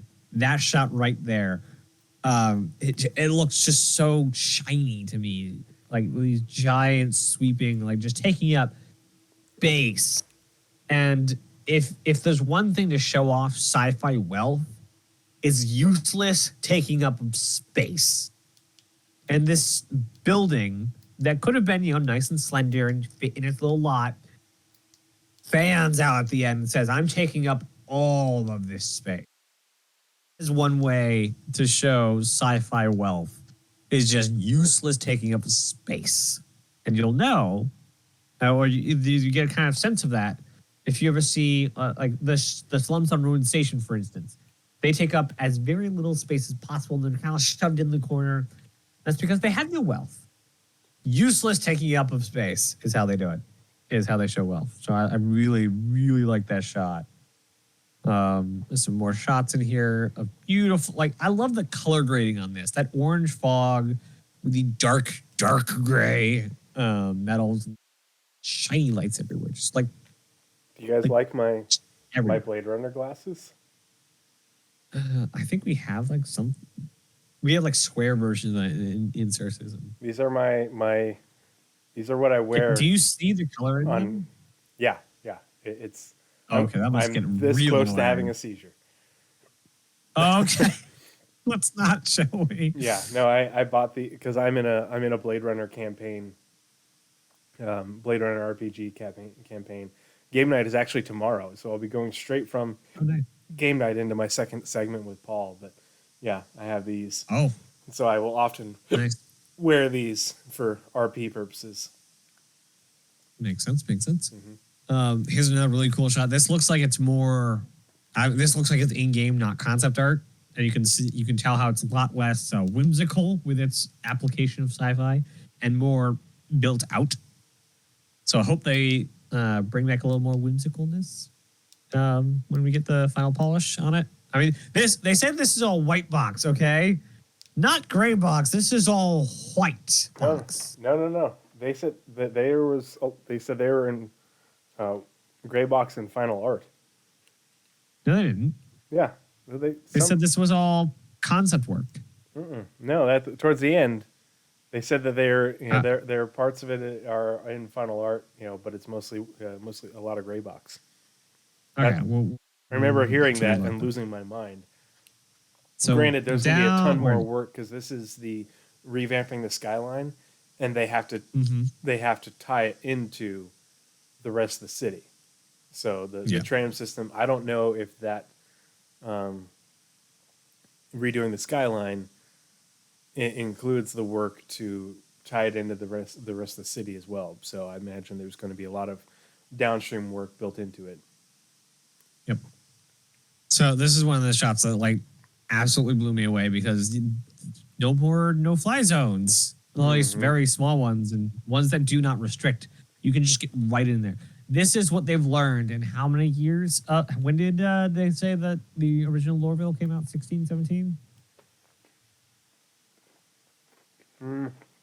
17?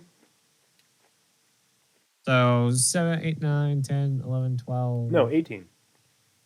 18. So 19, 20, 21, 22. 4 years. This is what they've learned in 4 years. This is what they've learned in 4 years of trying to make cities. When they started, they had to use those no-fly zones to keep you away from the background art that they made. This is no longer background art. This is full art. You can just fly right up next to it. It is so nice. And this is some of the work they put into just getting that. Where did they put it? Yeah, it's right there. It should look Right good there. close up like it does from far away. Yep.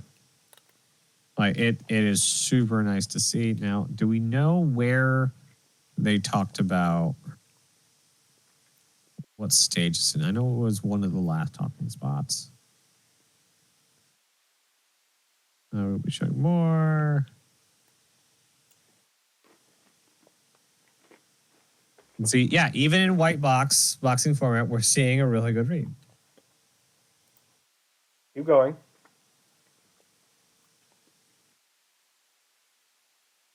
Anderson Bixscape, one of our best yet. I could have And we'll be sworn showing more. they said more. This is why I was like, what? You Wait a minute. now? Look how much more you have in the video, though. Yeah, that's what we can watch this at times too. That's fine. We can do this. There's no more Doing it live at. There we go. We got ×2 going on here. Most of what we have left is kind of like closing. I could have sworn they said. Look at that transition, though. That transition from old Lorville to new. It's just I cannot. It looks so good. It looks so good. Yeah, this is all just wrapping up concepts or wrapping up location revisits. I like how snakily the tram goes through now. Mm-hmm. Hey, toasty. Oh man, I cannot wait till I get back to. Yeah, that's it. That's all I got. I cannot wait till they get back to ArtCorp and to get more cities. I want more cities. Yeah. Well, and they just started this in January with landing Yup. zone concept art. Yep. And here's narrative sprint. They're 3 months into it already, and they're already, what they're showing us, that's what they were able to put together. Remember, like, And remember, concept, everything we see, yeah, concept art everything includes we a lot of see white when box. they, So yeah. I mean, it pretty white box for concepts. mm-hmm.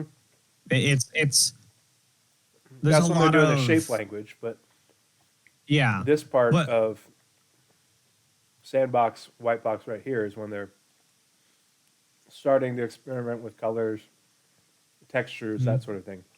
Sorry, the ice cream's really good. I couldn't help myself. that's fine. It depends on the team. Some do it like the ship team doesn't do material till gray. Yeah. So it depends on the team.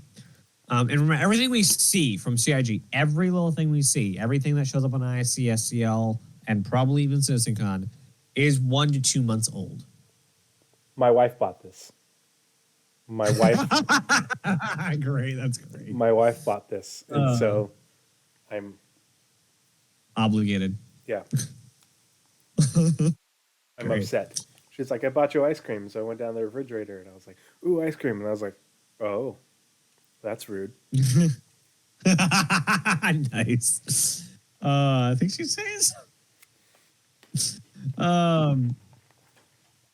Josh just seeing them not get off pilot. Yeah. And just being able to just. Oh, I heard voices. But like it was so good. With the underground facilities, the sprint goes out to here. And here is where we're going to start seeing downstream teams added. Well, yeah, that doesn't go out to 2. That's it. That's the whole sprint right there. Yeah. And this is an upstream team, so yeah, we'll watch in here to see downstream work getting added. In Q1, Q2, 2023 is when we'll. Can you also look up building interiors real quick? Yeah. Because like the rebuild was because building interiors. All the stuff they learned in the past 4 years. So it is important. Well, I think it's kind of important where they line up. Okay, so they both line up to the same spot. Mm-hmm. So there's a good chance we'll get Lorville plus building interiors in Lorville. So that's I think they'll definitely lot. Come at the same time. That is, I've been here since 2014. And I've never seen so many cylinders being fired in this thing. It's like we thought we were driving a 6-cylinder game. It's a 12-cylinder game. They just weren't using the rest. Mm-hmm. And oh man, so much big stuff, not only in production but way into production right now. Yeah, and like that's not like I forget when we did it. Was it the 2 weeks ago where we were looking at the ships in development? Like there are some big ships we do not know about. There was some one of the Roadmap Roundup ones. Yeah. Okay. Like there's a lot of stuff in vehicles we don't know about right now. So just imagine what all the features or updates or gameplay additions we don't know about. They showed us investigations as an idea. That was not unheard of, but that was their oddity that they showed us so early. We haven't heard hacking in a long time. So what is all this stuff? Like they're working on easily twice, if not many times more than what we know. And that's the way they like it, because they or Chris likes showmanship. When he shows it, he wants it to be a thing. Yeah, and so when we start seeing hacking on ISC, it's not because hacking's a year away. No, hacking is way into development. Bounty Hunter V2, way into development. Yeah, I imagine hacking will come in when data comes in, And so when we start seeing one, we'll see the other. And the reason we haven't seen it in a while, because they were planning to put it in with with the salvage, but it got a little rescoped. They're like, wait, we can do this better. Hold on, we need more time. And they're like, yep, go back to your workstations. We'll give you that more time. We'll pull it from this update. Do it right. And so they said, yep. So I'm so glad that they're doing that instead of like what they did with underground facilities and said, no, shove whatever you have in. We'll rework it later. They're like, we can do this better. I don't know how that's still so short. That should not be that short. They haven't talked about it. It's not coming in. Go away. Oh, they also didn't talk about cargo refactor, and Jared basically has said cargo refactor is coming in 318. So. It's needed for Squadron. It's a priority for Squadron. This is why. That is very, very, very true. But that might only that feature might be the Squadron only version. Yeah. Oh, it very well could be, but they need it for Squadron, and so it was salvage, and now we have salvage. So yeah, I imagine this will get longer. I will expect it to get longer, but I like salvage for Squadron was done months ago. And the only reason it's taking so long is because salvage utilizes PES and the cargo refactor. So I mean, hacking is also going to use PES because you got to keep track of the data. Yeah. The data has to have data. Yeah, but I'm not. This isn't going. I don't think it's going to be something that. What do you mean not confirmed? Hold on, Blizzard. What are you talking about? When did I ever confirm the Legionnaire for 318? Excuse you. Legionnaire isn't even going into production anymore. Very sad. What did I say? But like for me, while we're waiting for hacking and Bounty Hunter V2 are very much 2023 features. And yeah. You wouldn't have said it, but I said nothing of the sort. Nothing. Nada. We're getting the Endeavor in 318 before we're getting the Legionnaire in 318. And someone who hates Ranger come out confirmed tomorrow. Oh my god. Okay. What was your score, sir, for the Lorville Redux? Let's see. What was being my DDoS with a chat? What was my previous score?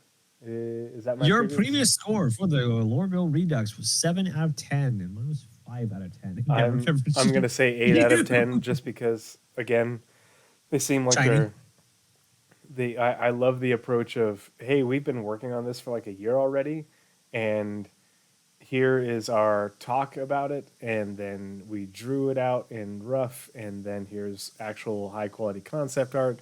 And now we are well into white box, and the white box is looking phenomenal. And like, I'll give it an extra point. The white box looks so good that the white box could be, gray box. Yeah, like that. That's how good the white box looks. I think I was excited then. I'm excited now. I don't think like I said, sucker for concept art, so it's getting an extra point. But as I always say, and I will continue to say this, the later it comes out, the better it will be. Because the more they learn, the better everything else gets. And that's very painfully obvious in ships. Like when the Corsair comes out, do yourself a disfavor and fly the Constellation, then fly the Corsair, and you'll see real quick.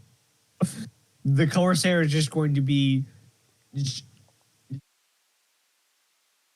galaxies better than the Constellation, and just because the time spent between the two.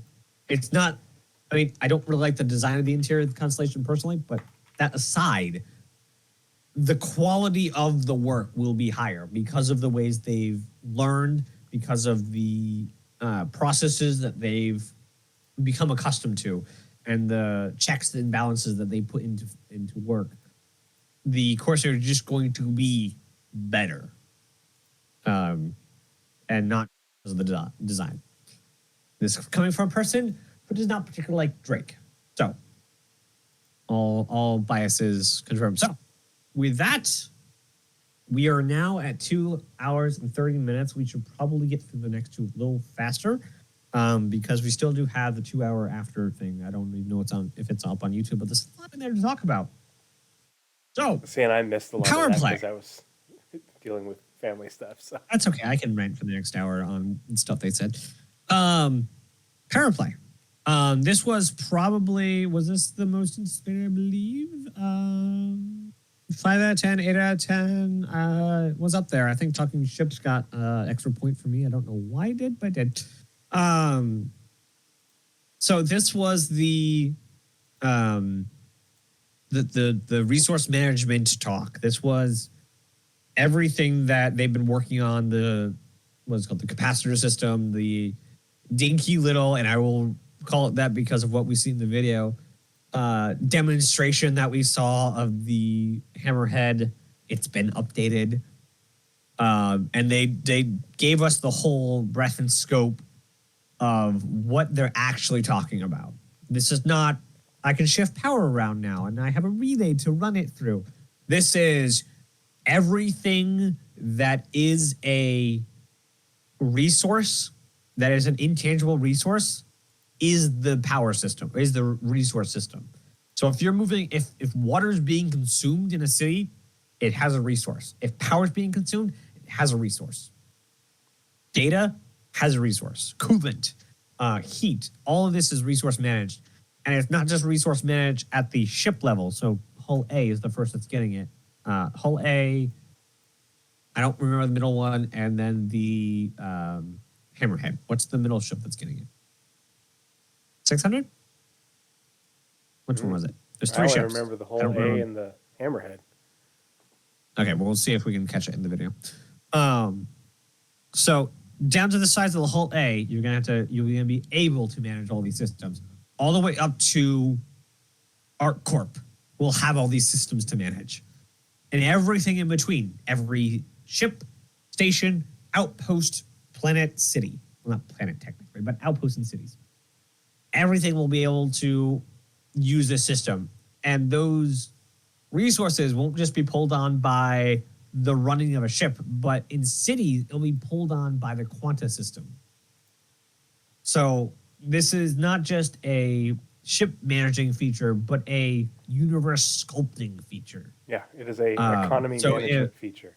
Because the way it's a recipe system, and you are putting together ingredients plus time in order to get an output, inputs and outputs. And so, we think about it in terms of the pipes and the components in a ship, but those same things, the same underlying tech, the same back-end system will take inputs and outputs for, say an underground facility.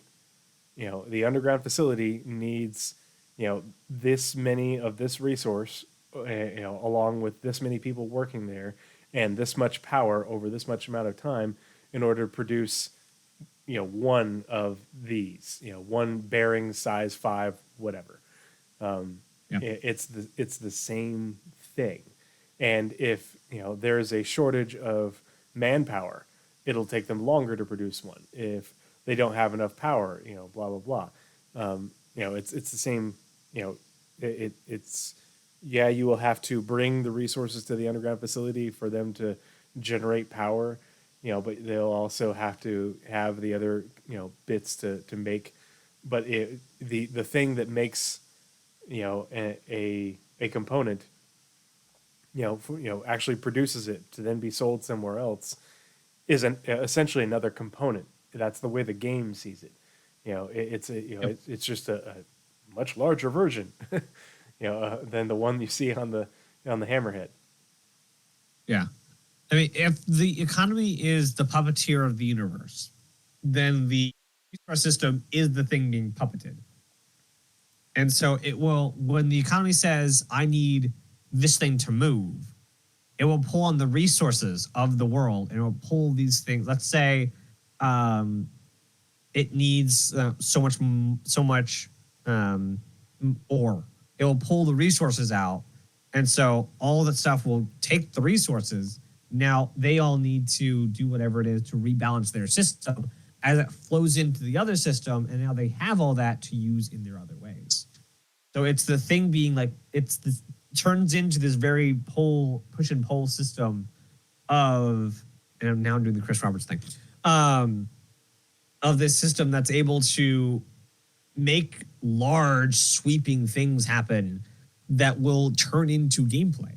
And bringing that back down to your ship, when you get into combat, you need very specific things to function correctly on your ship.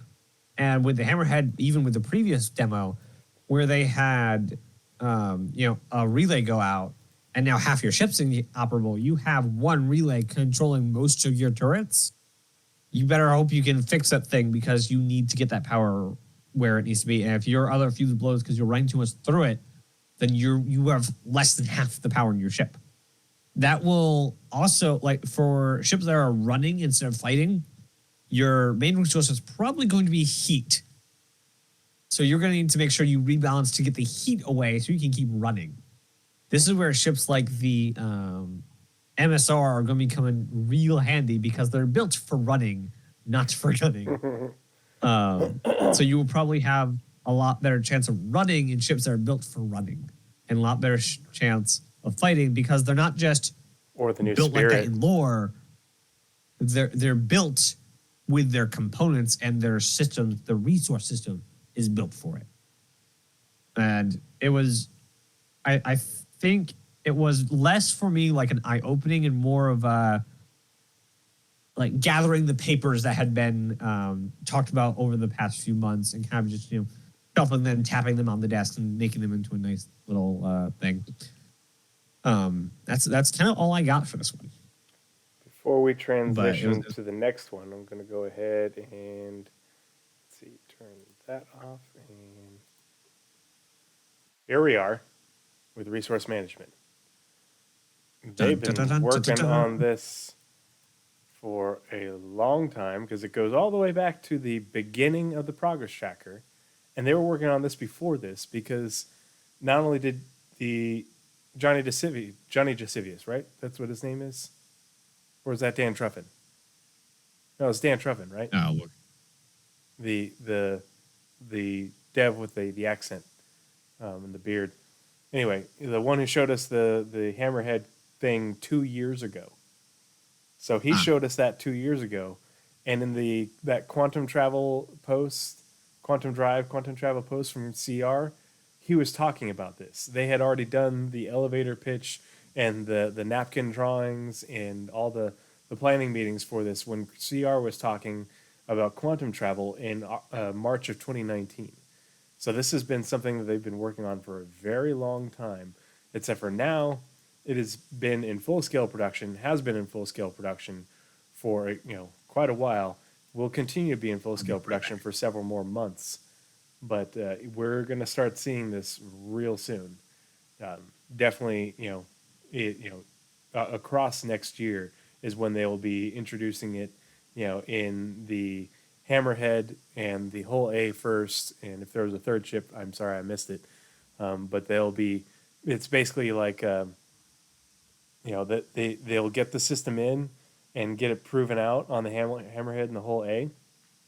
And I wouldn't be surprised if, like, each quarter after that, we'll see more ships added to, have the resource system. The ships that weren't built with this stuff ready to go, are already built out. Like basically the whole A. The whole A was built, essentially ready to go for the resource system. They just basically have to finish the driving tech for it. But once this is done, then whole A ready to go. The newer ships, a lot of them are already built that way. The older ships, some of them will have to get, not like rebuilt, refactored, but like with the Hammerhead, they're just adding the component bays, and some, the refactoring, sort of the underlying structure of it, not physical structure, but what is coded into the game engine with the Hammerhead asset itself. And So those ships, especially the larger ones, they'll get added in piecemeal, but we're going to see more and more ships added to the resource management system over next year, and they'll probably get it down and get them done in a pretty timely manner, I imagine, just because it's not a big old rework to make it happen.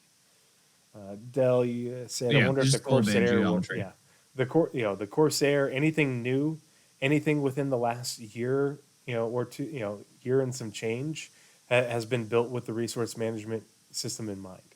Like Yep. everything since 2020, has been built with it in mind, at least to some extent, but especially everything, all of last year, all of this year, everything going forward.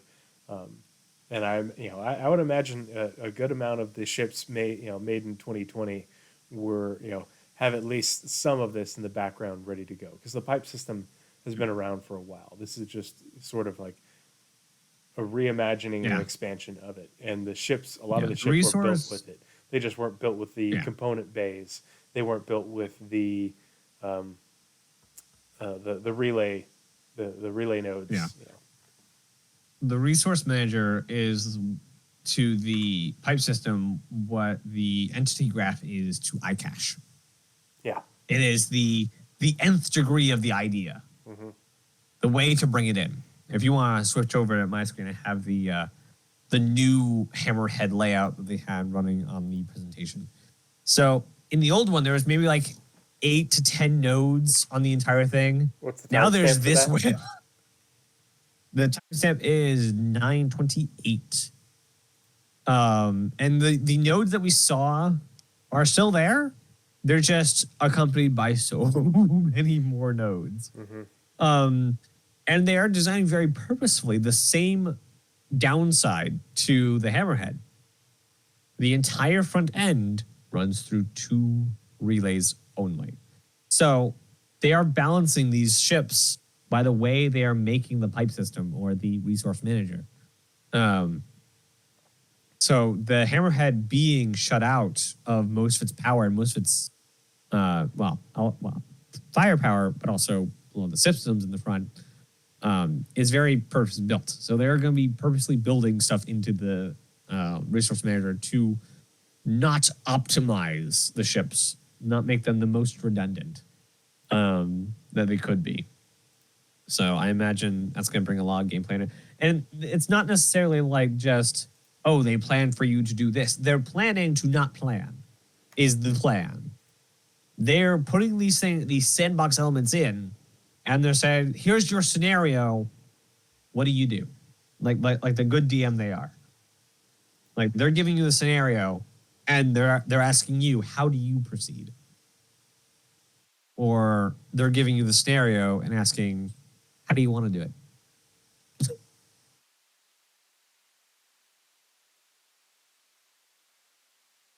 Yeah, you're about to fall. All right. So that brings us to our scoreboard. Last we talked about, we got a 5 out of 10 and an 8 out of 10. So what is your rank, sir, for power play? I would say I'm still an 8 out of 10. The only thing they did talk about how ships, that are added, that get the resource management system, like their components are going to be in there. I've just, I was, I'm hoping to hear more about like what their plans are as far as which ships going forward, because I know they mentioned the MSR and the 600i. They talked about which ships were going to be the next ones going forward. Yeah, it was the Hull A. Yeah, the Hull A is the first one, and the Hammerhead.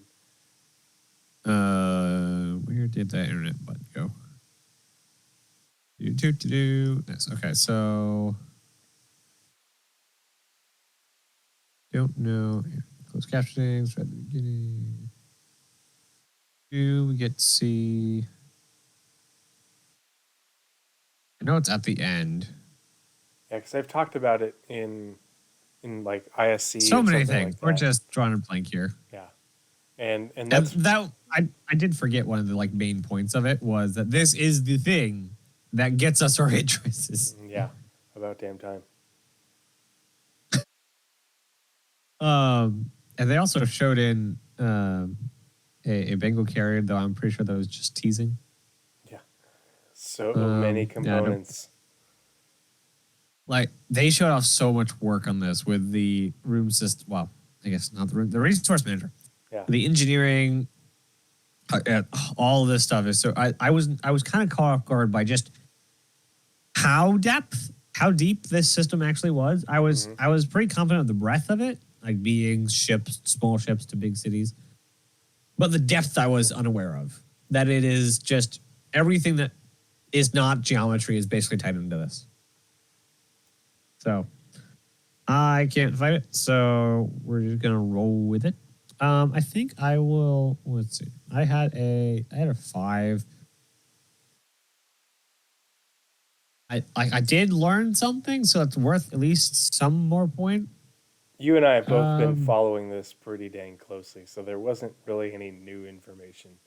It's still something to be excited about, but It has 5, and I'll put it at 7. I'll put it at 7. It was nice. I was happy to see. I was happy to see the progress. We'll do it at 7. I'm in a better mood than I was when I wrote the last one, so I don't know. Like I said, the intro kind of just caught me off guard, so it kind of put the entire day in a better perspective than I had previous.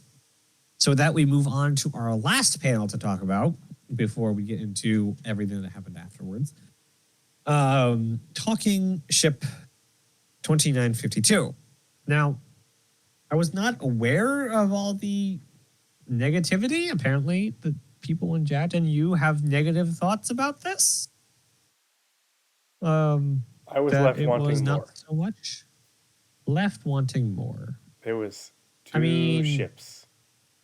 Well, a ship with three variants. One new concept. A ship that we've already seen a lot of, that we know a lot about, and that was really it. Yeah, I made lunch during the break bit. I'm super excited about Steve because that'll be a lot of fun, but like the previous ship panels, we've gotten a lot more ship, and I'm not a huge ship geek at this point, but it was noticeable, then palpable, that it's like, wait a minute, where's the rest of it? Like, yeah, no, I agree. I did really. I'm biased because I really like the Blizzard. What they showed. Just said that they want to make the do you want the mining ship that we're going to make to be this manufacturer, this manufacturer, this manufacturer? Yeah, that's it. No BMM. No, they've shown enough of the BMM. There's nothing more to show right now. Once it's done with whatever phase it's in, then they'll tell you. There's just nothing to show yet. I feel like, and this is pure gut speculation, is they're saving the ship stuff for AIE. Because you're right. Everything they showed was very eh. We knew a lot about it. I mean, this thing came out of nowhere. The Spirit. Yeah. It just came out of absolute nowhere. It was definitely a ship that needed to be made for Crusader specifically. Because they had the MSR, then the Hercules, and we're supposed to get the Genesis after that. They needed to have their starting points in their lineup. So this is the starting points for a lot of the stuff. So this is the starting Hercules, the starting whatever mission items you need. Compared to the Cyclone Genesis, RC, which is a Genesis. sort of racing variant of a and I racing really, vehicle, the really STV is like built from the ground up I to will be a probably good when this goes. racing vehicle. I assume It it'll go has back. I assume it will go on a normal sale, not on that Warbond sale gameplay. in during AIE. I'll probably get the personnel transport one because I love the Genesis and I would love even more a small Genesis. And I do like the exterior shape language. The interior shape language and stuff I'm not too keen on for Crusader. Absolutely love the exteriors. to the Grey Cat. Someone is playing a video. Isn't Sorry, that was me. is Oh, okay. I didn't hear I it. forgot that I had. Oh, I see. That isn't on screen. Yeah. J- A, a Learjet style I ship don't. is perfect for I me. definitely don't dislike the spirit. I mean, Yeah. it's not for me. No, I Crusader get isn't your my sentiment. manufacturer. You know, I think Yeah. we, especially having a Cuddy freelancer competitor from Crusader is a good idea. Hmm. It Absolutely. definitely looks a lot bigger than it actually is because Yep. everybody was pulling up the what is it, Starship 42 Yep. thing, and it's like, oh, I Is was it up there thinking, already? yeah, somebody was, and I was thinking it was a lot bigger than it is, and it's like, oh, Yeah. that's really The first not, time I saw it, yeah, I it's thought like, not oh, that much that's bigger than a Cuddy. somewhere near the Hercules. I'm like, Yeah. no. It's mostly just a lot of wing, and so it'll be really cool to see how it flies in Atmo, because it's Crusader. It's a lot, a lot of wing surface. It's got big old thrusters. The images they Oh, it's showed of it from the really rear. small. It The is really small. I totally got baby Concorde vibes from it, like with the It is proper small. the Concorde mock capable passenger jet from a couple decades back, like with Mhm. the rear looking picture of it with the many thrusters like that. It's like, oh, okay, yeah, it kind of strikes me as that, just smaller. So it's not Constellation so much as Freemancer. Yeah. That's proper small. Yeah, it looks huge compared to what it is. Mm-hmm. I can't wait to do personnel VIP missions in it. So after that, they talked about how long did they talk about the stupid Corsair? And then I don't mean stupid as in the ship is stupid. I mean stupid as in his Drake. Sorry, I don't mean to insult. I just don't care for it. I've at this point, I'm with a lot of people that have said so about Pyro. Like, we don't really care about Pyro. We just really want it to be done now. And I take that as no. No, I will not take that back. Drake ships are almost useless. So they spent so long. It's just the previous ship talks. 6 minutes. The majority of it was the Corsair, which we've already seen. Yeah.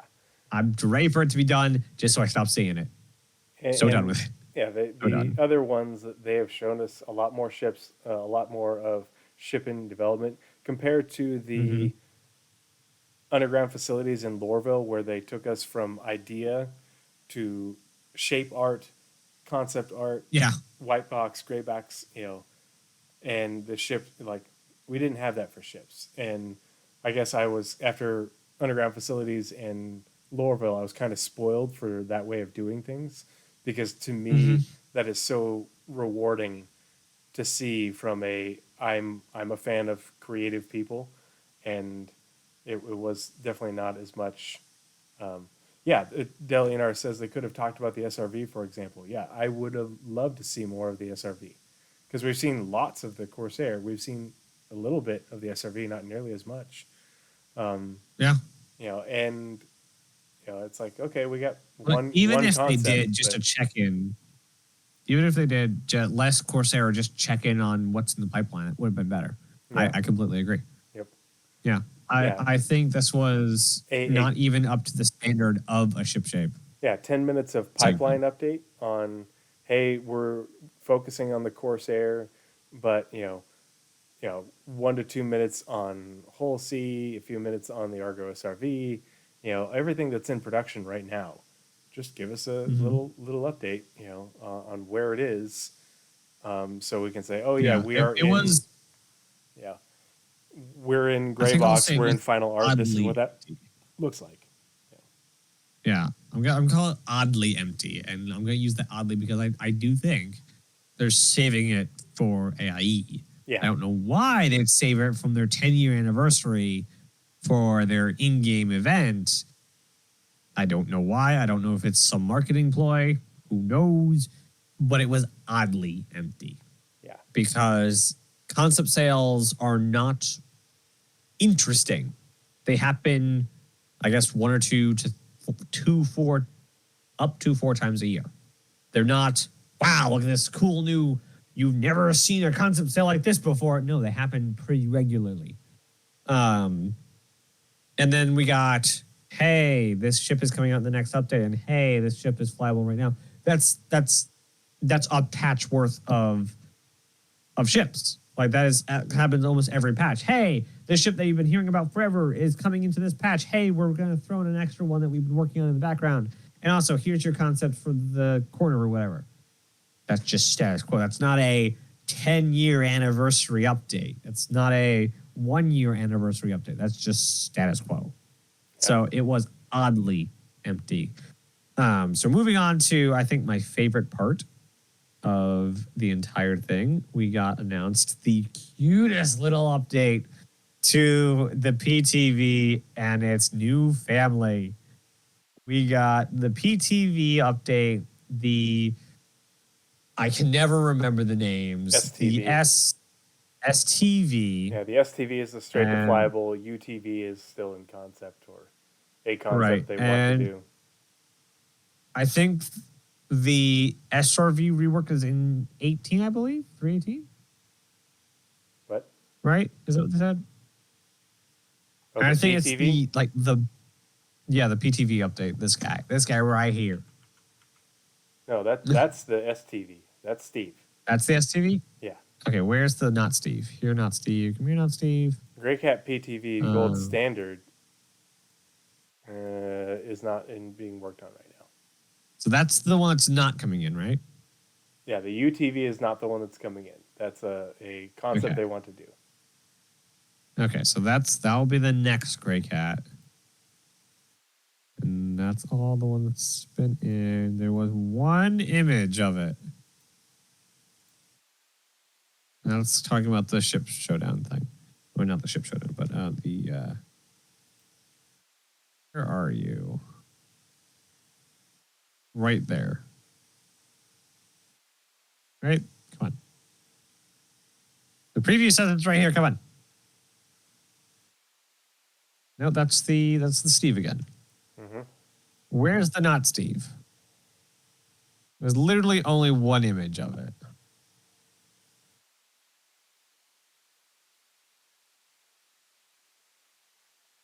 That's the Steve. Yeah, the Steve was 35 Warbond.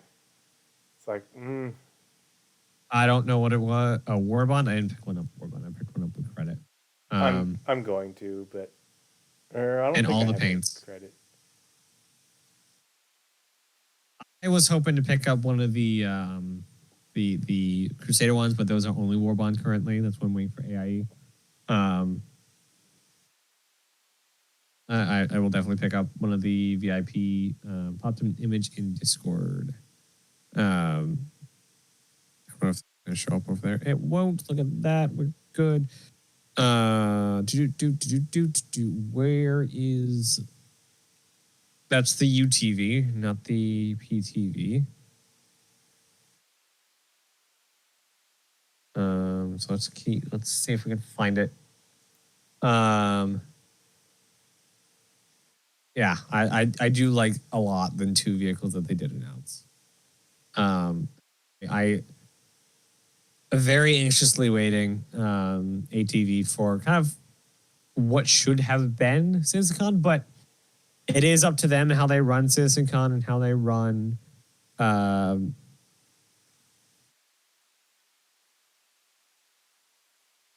let's see what he actually says. Yeah, this is the UTV. Is what he's about to show. This is the UTV. They should show. There's the reconcept. There we go. That is the new PTV. Yeah. There we go. We found it. So it's like a cuter, more adorable Steve. So I'm all fine with With this a gun family rack. of thing. With a gun rack. We got to have gun racks on our golf carts. Absolutely. Have you ever tried playing golf these days? Ugh, all the windmills getting in the way. Um, oops. Yeah, so that's basically it. My favorite part is that the new straight to flyable, what looks like kind of like a Rivian electronic vehicle. Go to the actual shot of it. Has deliverable storage.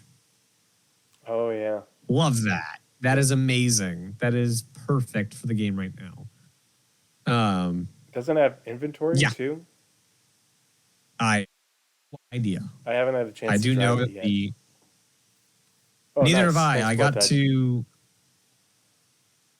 I went to Olisar to set that as my home base so I could do stuff in Crusader area. Landed at 30K. So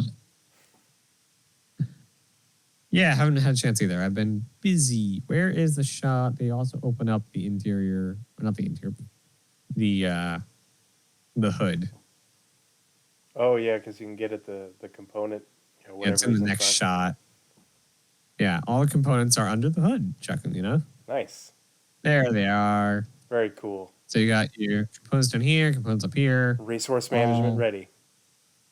Resource management ready, and it just seamlessly just tucks away in the cutest little "I am a car" kind of way.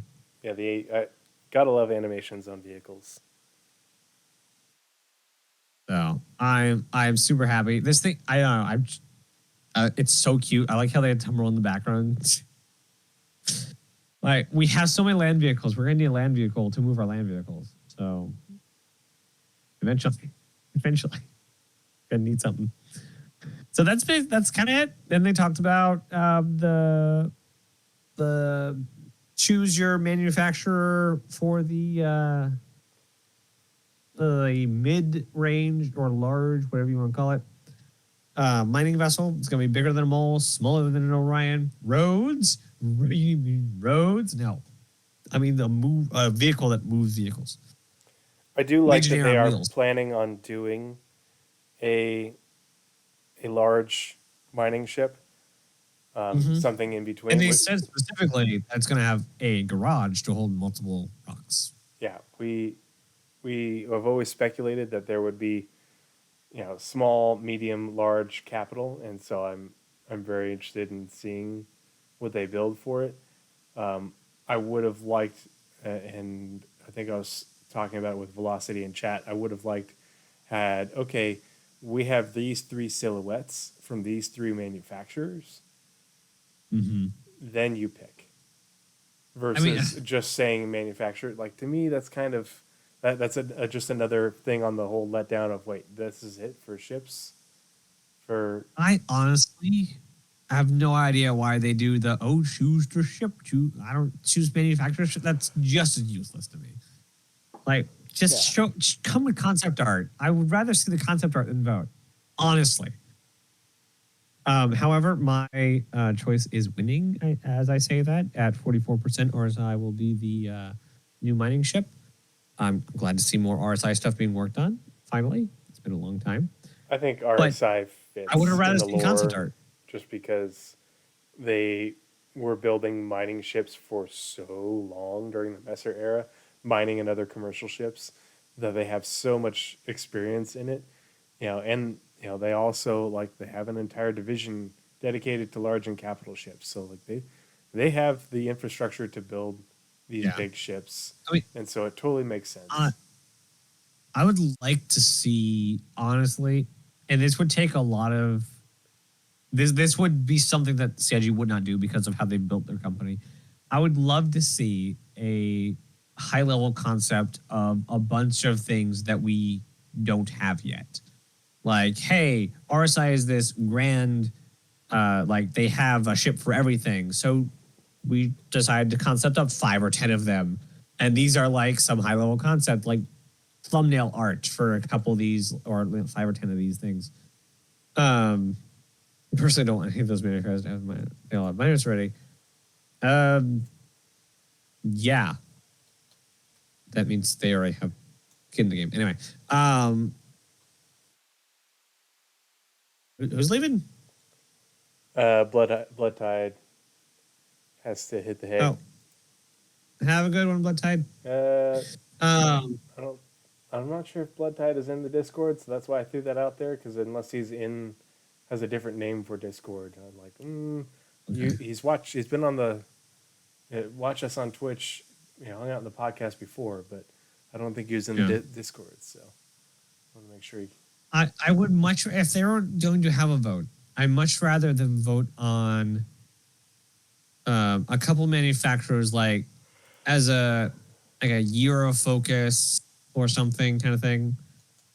Like give the bottom three, they're doing three. So give the bottom three company manufacturers that have like the three fewest amount of ships, and have people choose like, hey, we're going to have our concept workers work on concept ships. Which manufacturer would you like them to focus on over the next year? Because concept work go way faster than building ships, so they can actually push some out over the year. So they can get like 5 done in a year or something.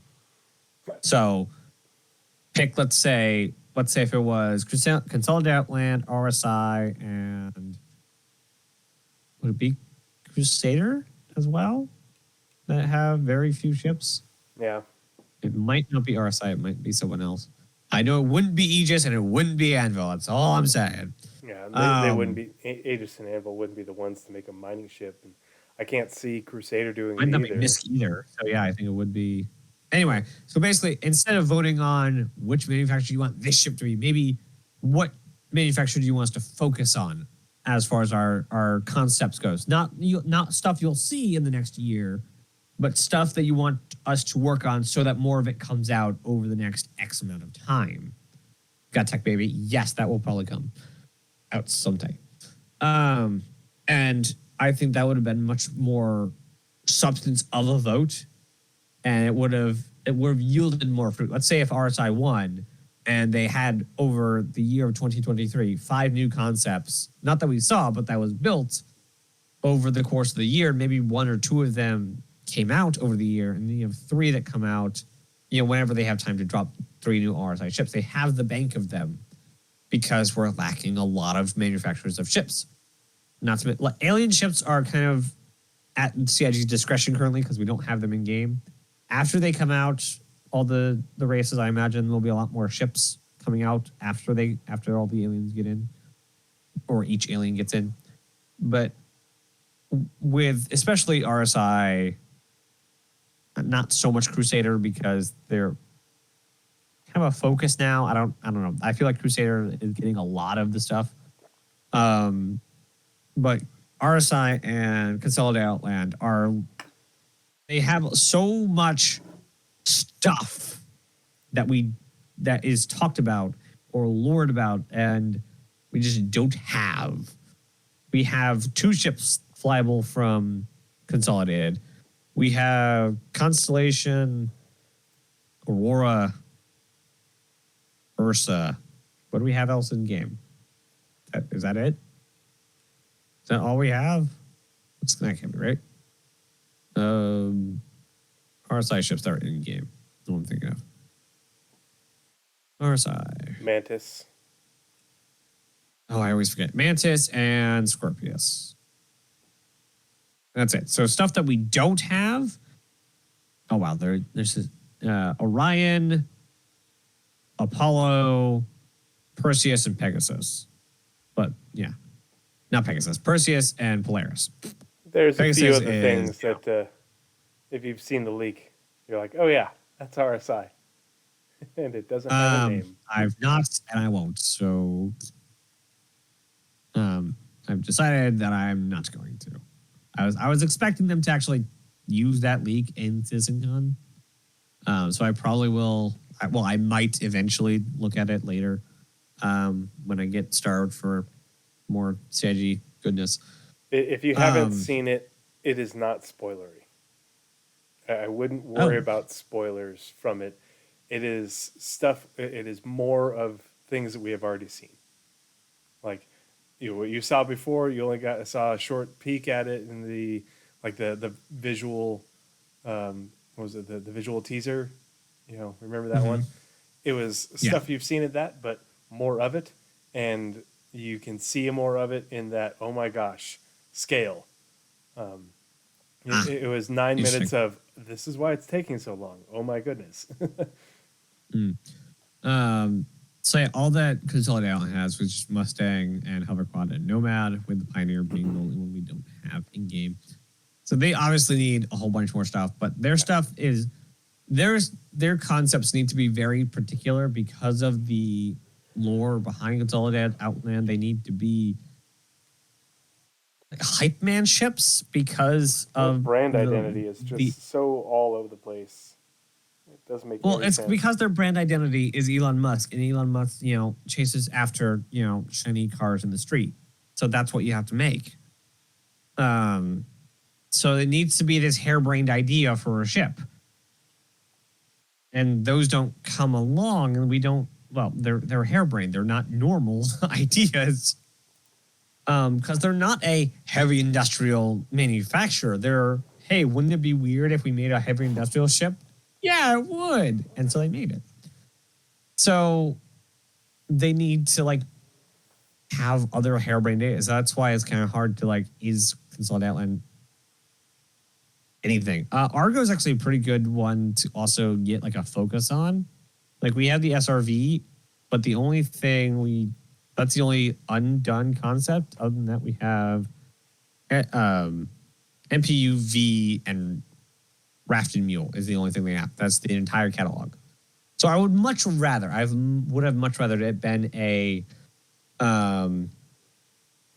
choose who you want us to focus on, or concept artists to focus on over the next year, instead of this one ship. You get this one ship, that's it. Aspiria bird mining ship. I highly doubt Aspiria would make a mining ship, because Aspiria is a remanufacturer. They don't manufacture their own stuff. They are much more for that flash, that kind of they're a centerpiece at the car shows. They don't make sedans. Well, they don't make working man ships. Yeah, they don't make working man or sedans. They'll make whatever is super flashy and will turn heads, or spark controversy is what they like doing. Yep. Talon, Asperia, Blade, Glaive. So they focus on remanufacturing of alien ships, especially ones they really shouldn't, regardless of culture. So they're not going to build a mining ship from the Tavaran, or try and piece together a personnel transport of, I guess the Prowler is technically a personnel transport, but it's a drop ship anyway. They're not going to do a Humvee from the Hadesians. They're just that's they want something flashier. They want a drop ship with the tech that humans didn't have, and has these very aggressive lines.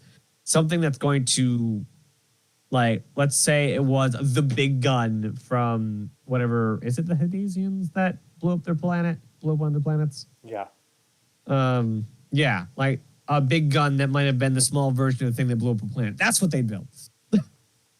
not a weird Humvee. Hadesian Humvee. Yeah, they were a culture. They were a spacefaring culture, so they probably had a ground moving vehicle. Anyway,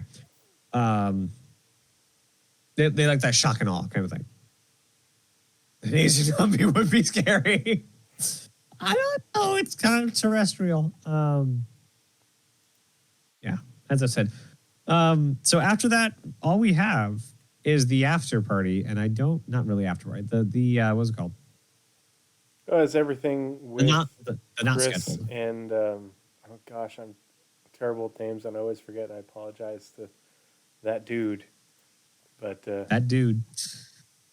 All right. it's also So you had not on YouTube.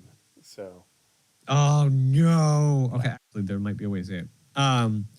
You had a 3 or 10 out of 10. I imagine this is a 3 or less.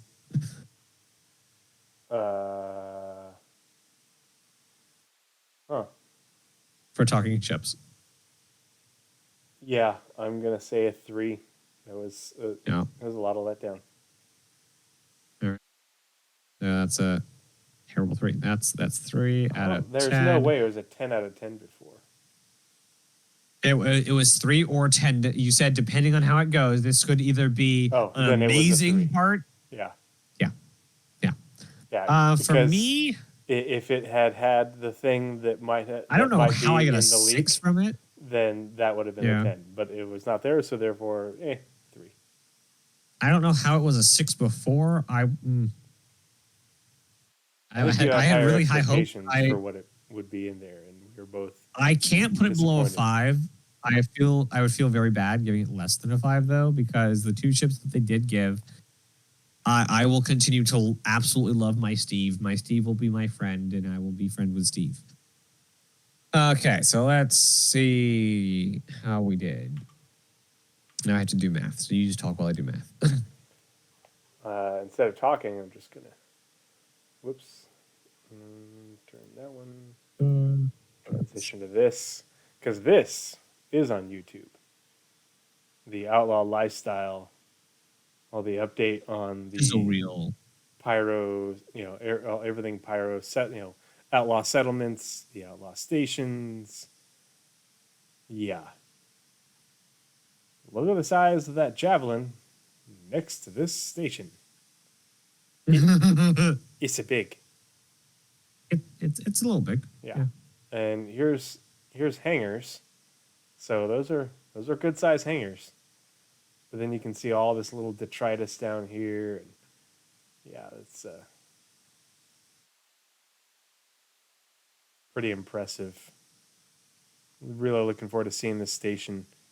Well, seeing the stations in general, but also I'm imagining Ruin to be bespoke, or not bespoke, but very unique looking. I imagine using Ruin will actually be more of a blueprint for old stations, and they'll use it again for old stations. Yeah.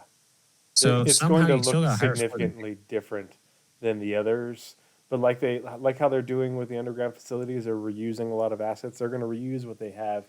They'll make new stuff, but they'll also be using a lot of old stuff to make new stuff and adding to that in order to, to make it, but also make it look different. And I don't know, I just like everything in Pyro is just looking flipping amazing. Our final scores for the listed panels. You got 44 out of 70, and I wrote 10 again.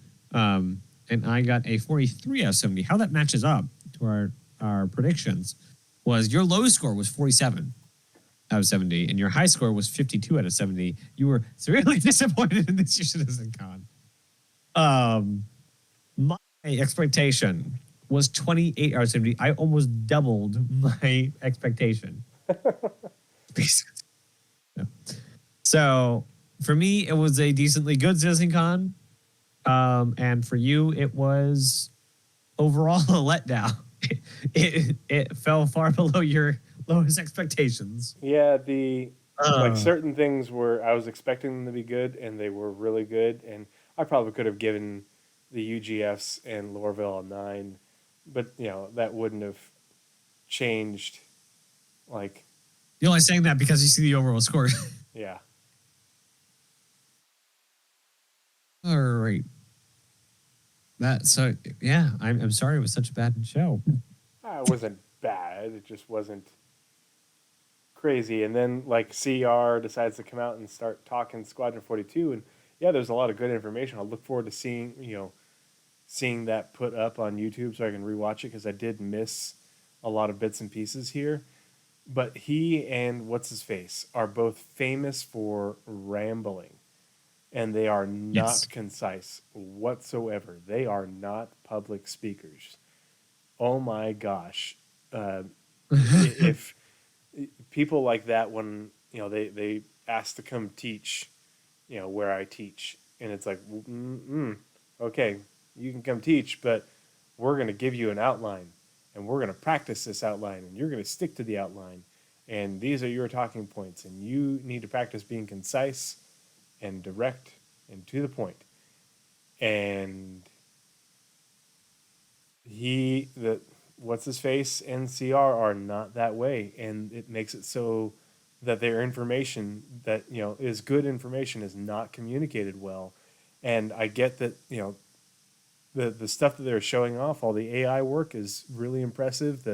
The first person mechanics is really great, and what they were talking about could have been done in a quarter of the time that it took them, and been far more clear to people. And so it gave a ton of ammunition to a lot of the naysayers and a lot of the people who don't like Chris and don't appreciate what his vision is.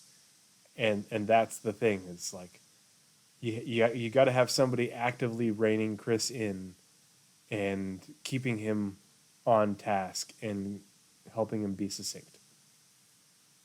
I mean, that is literally Jared's job. So if Yeah. you have a problem with how he did that, you have a problem with him. Yeah, Jared could have I done think better. he was much more. I think Jared took the cue, and the only cue, from people are chanting for Chris to say something, so I'm just gonna let him go.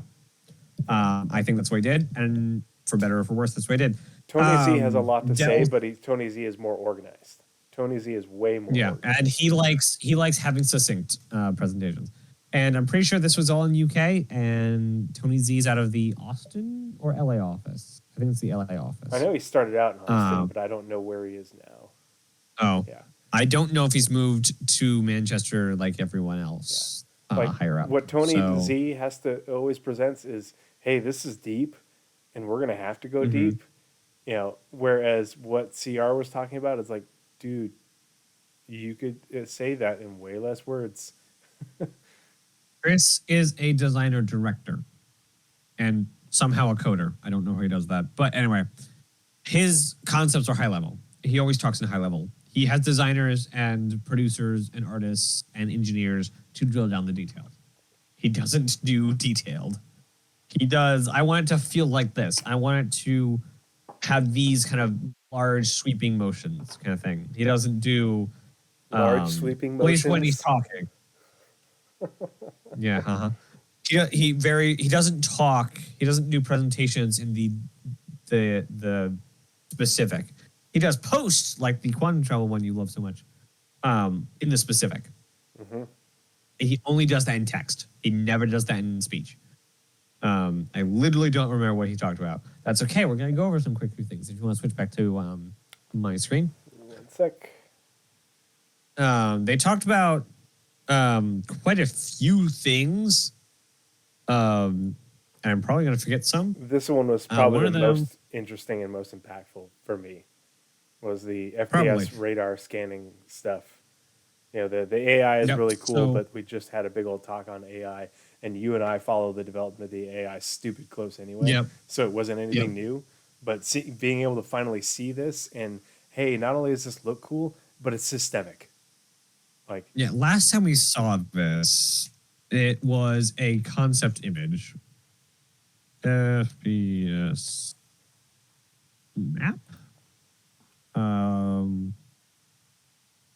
That's almost it. Was that it? That was one of the versions. That's a very, very, very old version. There, it was a couple years, possibly 3-ish years ago. We saw a local FPS map, and I'm not seeing it right away. I think actually it was that. Oh God, I think it was that. I don't know how it's that bad, but I think it's that bad. I'll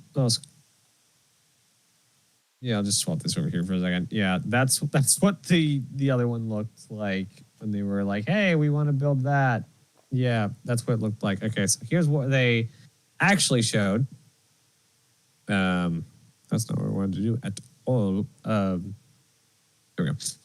So here's what they showed for how the new interior map is actually going to work. And the reason that this is actually really, really cool is it's not a built map. It's just the ship model that they are using to mock up, and like they mock up the ship itself with these callouts, like the red hexes or the red slashes, or the like the traversal markers that you're seeing, all these little yellow icons, the doors and the systems in the ship, and which floor it's on, and the map dynamically does this to it. So Well, any ship you walk into, they don't have to do much to it. It's already mapped. And those call outs, like the doors and the lifts and stuff, those are reused in other ships. And so they don't have to do it in every single ship. They just have to do it for this manufacturer, for that manufacturer, for this style.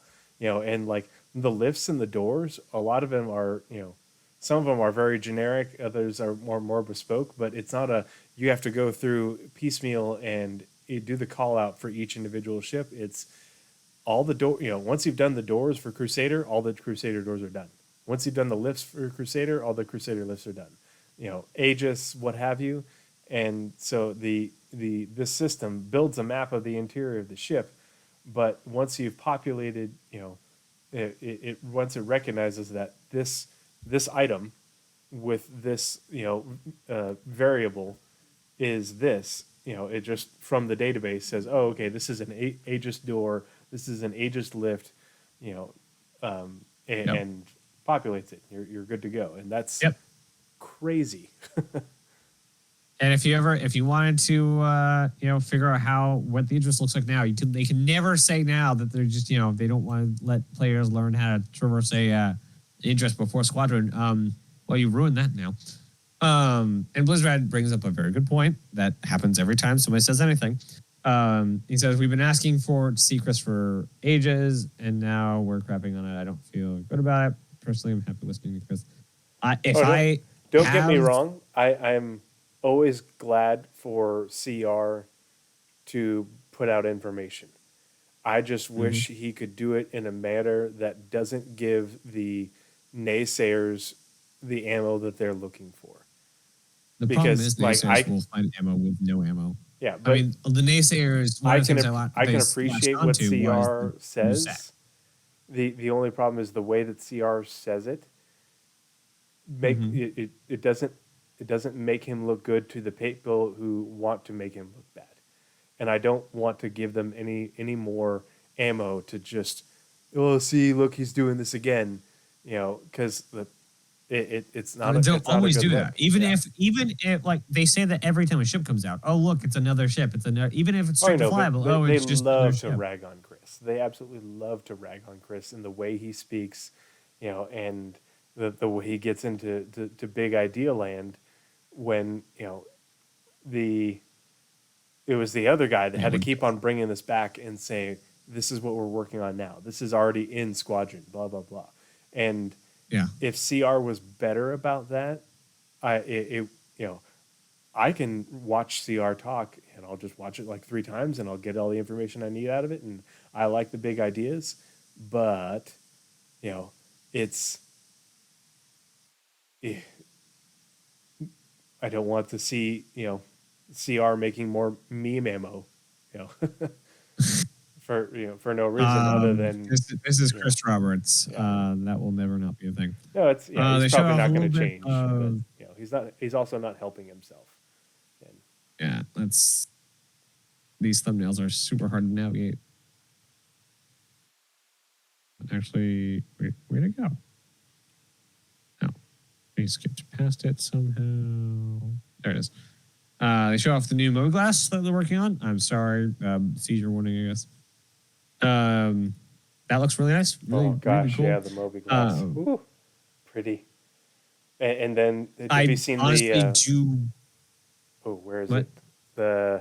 I think Blizzard put it in my Discord. The meme. Oh, the old Mobi glass. Honestly, I don't really like.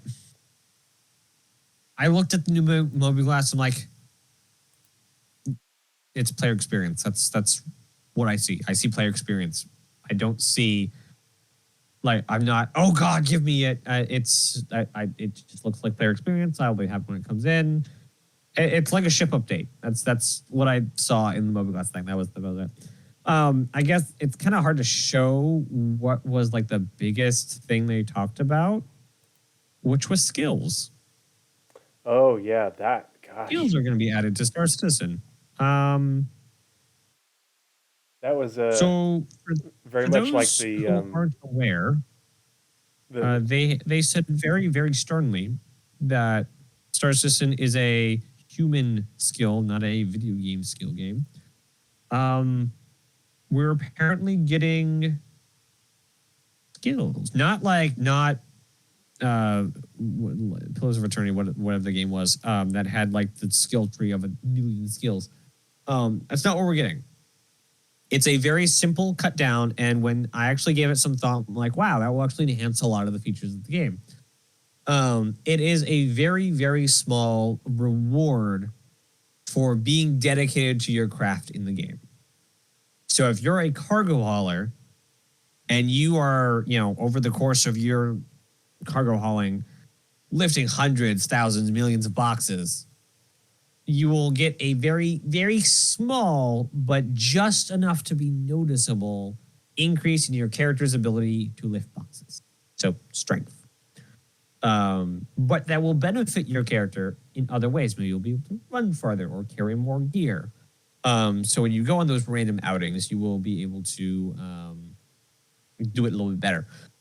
Or for a fighter pilot, if he's doing the fighter pilot and pushing so many G's so many times, he's going to get used to it eventually. So he gets used to it just enough to give him that little edge. It's a reward for doing the gameplay that you're already doing, as long as you're doing it in a dedicated way. If you just do like a little bit of everything all the time, you're going to get anywhere fast. But if you really are like dedicated the to a idea. thing, I think it was a mistake to talk about it at this point. absolutely agree. The look on This Jared's should have face been- was, oh gosh, why are you? Because this was exactly the other things that they talked about. You've got a visual up on screen. Okay, that's Yeah. because This- that is okay. CR is going to talk about it for a couple minutes, but then you give people the visuals, and that's a really good way to shut people up, because people can be like, oh no, this is never coming. Scope creep, blah blah blah. No. It's in Squadron for right Yeah. now. This is what it's looked like. This is in engine. We're using it. We're testing it. Literally, we are in the refinement phase.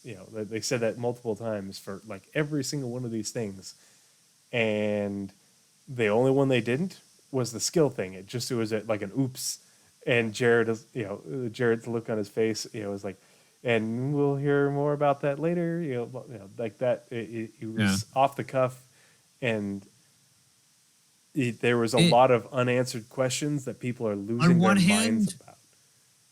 On one hand, they should have waited and just posted a design doc to the Spectrum, not Spectrum, a design doc to the Comlink. Yeah. Full readout of exactly what they're changing, because they did say that this is against the original design. And like they always say, the only constant is change. That's why the new set's called The Only Constant. Yeah. But and I'm sure it's on the good far side, along, on the good that side they're of already that incorporating argument. stuff.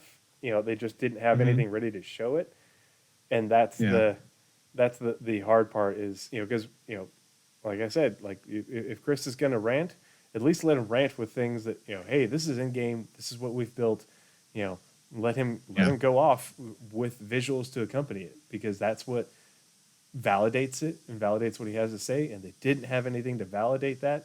And now the people are losing their minds thinking that, oh, this is going to push development back. They don't know what they're doing. Like the comments on YouTube and in the Twitch chat were so bad, and it's like, oh gosh, because great, we have me and you plus 8 rational viewers here.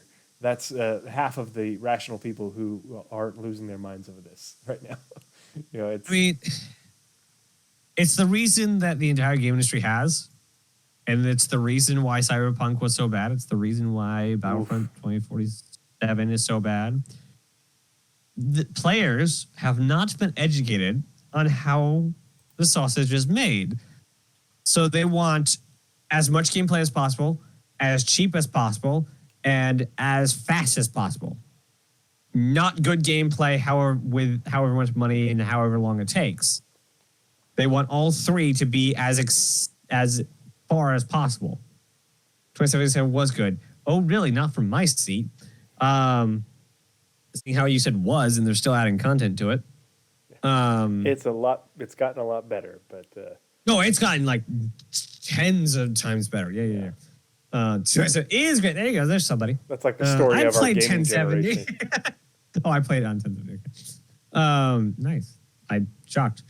ES is better. I don't know what ES stands for at the moment. What's ES? Oh, is in Spanish. Oh, is okay. Yeah. It's better. But if the game industry would sit out, and EA would not like this, but if the game industry would sit down and say, hey, all games are going to take a lot longer to make. So just shut up and take it. And start educating average Joe player, average Jane player, to what it actually takes to make a game, then everyone can breathe a sigh of relief. And if they stop crunching their teams, like every team, like especially like your mid-level studios, Guerrilla, Rockstar, most of the Sony studios, most of the Xbox ones now, if they would just stop being so close-lipped, so like, I can't show you anything or else it will spoil the surprise. Stop it. You're going to get hacked. You're going to get leaked. Stop it. Look what happened to GTA 6. They got leaked dev videos, and everyone lost their mind. Like, we've been seeing that stuff in Star Citizen since 2012. It's not new to us. If that video came, we saw that today with the underground facilities. If the game industry as a whole would just educate their people and stop trying to, have background deals on how they, or like behind closed door deals on how they make content, then everyone would have a much better experience.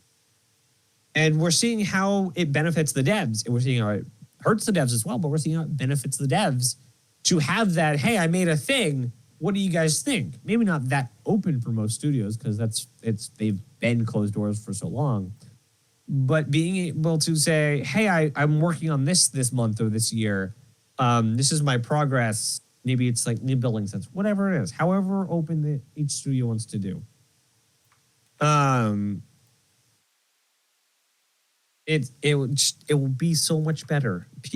Players that like a certain IP being able to say, yes, I love what you're doing. Continue doing that. I support whatever you just released.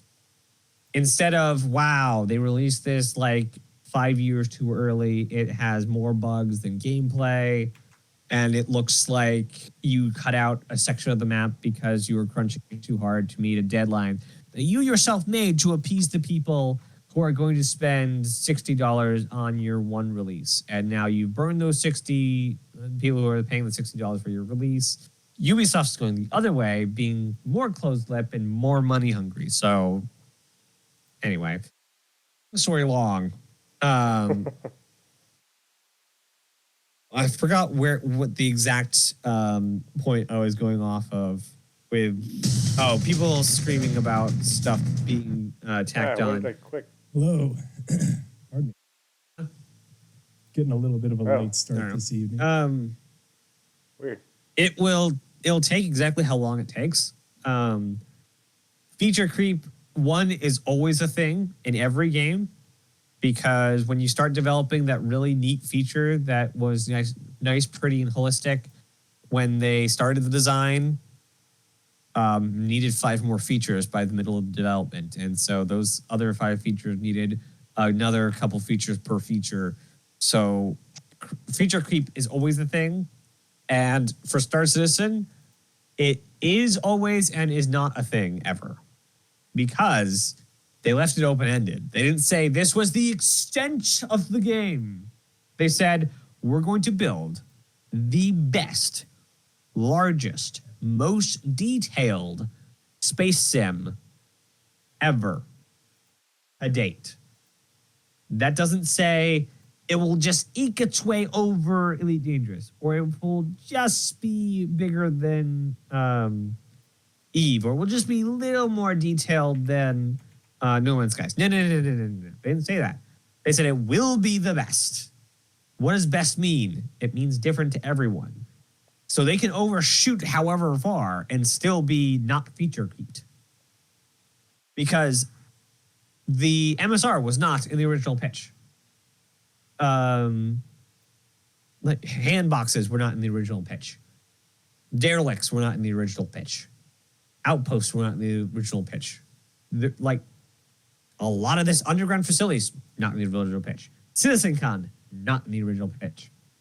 Land claims weren't. No, almost nothing was in the original pitch as this is what we are doing. It was, we're going to build a space game.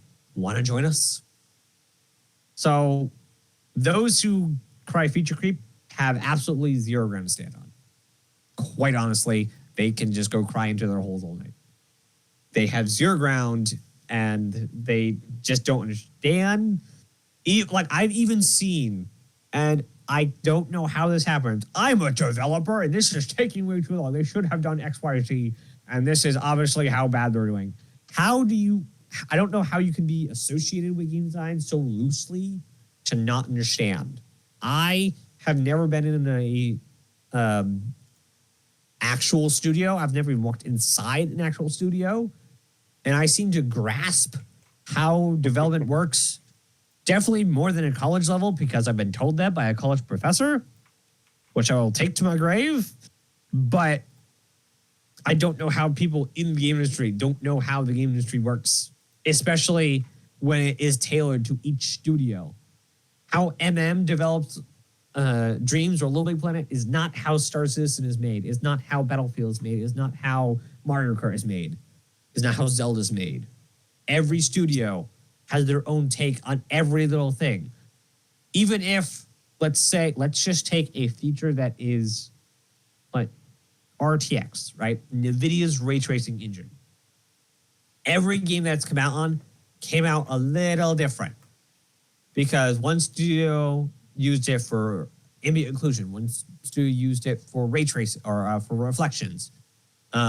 And what dial they turned that to was also different. Where they used it and how liberal, also different. Like everything every studio does is different. And what works in one studio may or may not work. It may work, but need a little tweaking. Like that's why we have studio or industry-wide programs. But even like, as you've seen with Star Citizen, they have taken those programs and thrown their best dev into the engine of it to make it work for them. And I'm ranting, but I'm sorry. This is one of those things that just, when people cry, I find all these baseless things that they cry about. And they just need to, it's not on them technically. I mean, it's half on them, half on the people they're crying about. Naz, I'm going to pull a it's Jared. on them. Tree save us from Naz. It's half on the person crying to educate themselves about what they're crying about, and it's half on the developer to educate them so they're not crying. So, I'm sorry, Raptor. I'll give it to Tree now. I mean, we are almost at 4 hours, so I'd rather hear Naz rant than some other people rants about nonsense. I mean, thanks, I guess. Anytime. I'll be back on Monday. I will. I'm actually thinking of doing more streams on my own channel. My internet seems Well, not to only, be back. and so. you'll be on. Oh yeah, I'll be on Paul's thing too. Well, yeah, I'll be on Paul's thing tomorrow at 7 in the morning EST, and then I'll be back at Monday at 3 in the morning, and then I'll be at the podcast 10 o'clock on Monday. See, Doing the monthly Raptor, report. Naz does both. Naz can Both what? Naz can be clear and concise and get to the point, or he can also go off on a rant. You tune in Monday, you'll see how clear and concise I can be. Because I do not read those monthly reports long-winded. Most of the time when me and Tree do monthly reports, Tree does, yeah, I had some, feelings about this idea, or he'll just read it straight through, or both. I'm like, these are the main points. Done. Yep. And that's how I work through information. I'm gonna have That's not to how I. rewatch the CR stuff just because I was Yep. busy, and when I could tune in, it's like, okay, CR, make your point, be concise, get to the information. You're Yep. He is very much 30,000-foot view when he really needs to be like 10,000-foot view or 2,000-foot view, especially at this point in the game's development. So, I definitely don't have anything against CR. It's just the way he communicates is not always the best for the setting or for where we are in the development of this game. So I apparently did bookmarks on Paul's Discord. Cool Nice. beans, dude. For the CR part, You'd have to ask him. Forgot about the 24-hour kind of still gonna. It's gonna be. Yeah, it is. Poor Paul. I mean, not poor Paul, because it's gonna be a hilarious amount of fun. Mm-hmm. I wish Paul would. I don't know if he doesn't want them or just doesn't reach out to them. I wish he would reach out to the bigger streamers, the bigger YouTubers, like get them on. Like, I know he does like very rare stuff with them, but he's doing a 24-hour live stream. Like he could have reached out and say, hey, do you want a slot? I don't know if he did. I don't know if what's his opinion on those. I would have if it was mine, but it's not mine. So have especially Salty Mike and a couple others. I say Salty Mike because he has found the perfect balance of loving Star Citizen and being able to absolutely crap on everything they do. He has found the perfect balance, and every other content creator seems to just go so high and so positive, and then just hate, just absolute hate. Salty Mike has just found the perfect balance. Guys, the A2 is broken. No, every ship is broken. That's the point. Welcome to Star Citizen. Every ship is broken, and the points don't matter. yeah, That's kind of right because resets. Yeah. We've been at it for Every ship is almost broken, 4 hours, and we're both going to be on Has the a toxic podcast tomorrow. He has perfected the toxic community. Yeah. He thrives in it somehow. Well, and yeah, Salty Mike is not representative of his community because his community is not thousands of other Salty Mikes. It is thousands of other Salty Mike on his worst days. So yeah, you want good critique of Star Citizen and CIG? Watch Salty Mike. Don't read his comments, obviously, or chat. Watch Salty Mike when he's on a balanced day, because there are days where he just goes off and it's like, dude, you are not. Okay, when I mean watch Salty Mike, I mean consume him over a not single video span of time. Mm-hmm. Watch his opinions over the course of a month or two. Yeah. Then you'll really understand the critique side of CIG. I definitely lean more towards positive to CIG. Yourself. I'm a benefit of the doubt guy. Like they said, like Jared said at the end, give us the benefit of the doubt, and I'm going to give them the benefit of the doubt because, my feelings haven't been hurt by the game taking a long time to get developed. I'm a little bit more thick-skinned than that. So, yeah. 5 hours. What's inside hours? Yep. But yeah, let's. I'll be honored. Naz, let's wrap it up because we all have to get to bed. Yep. Velocity Raptor needs to get to bed.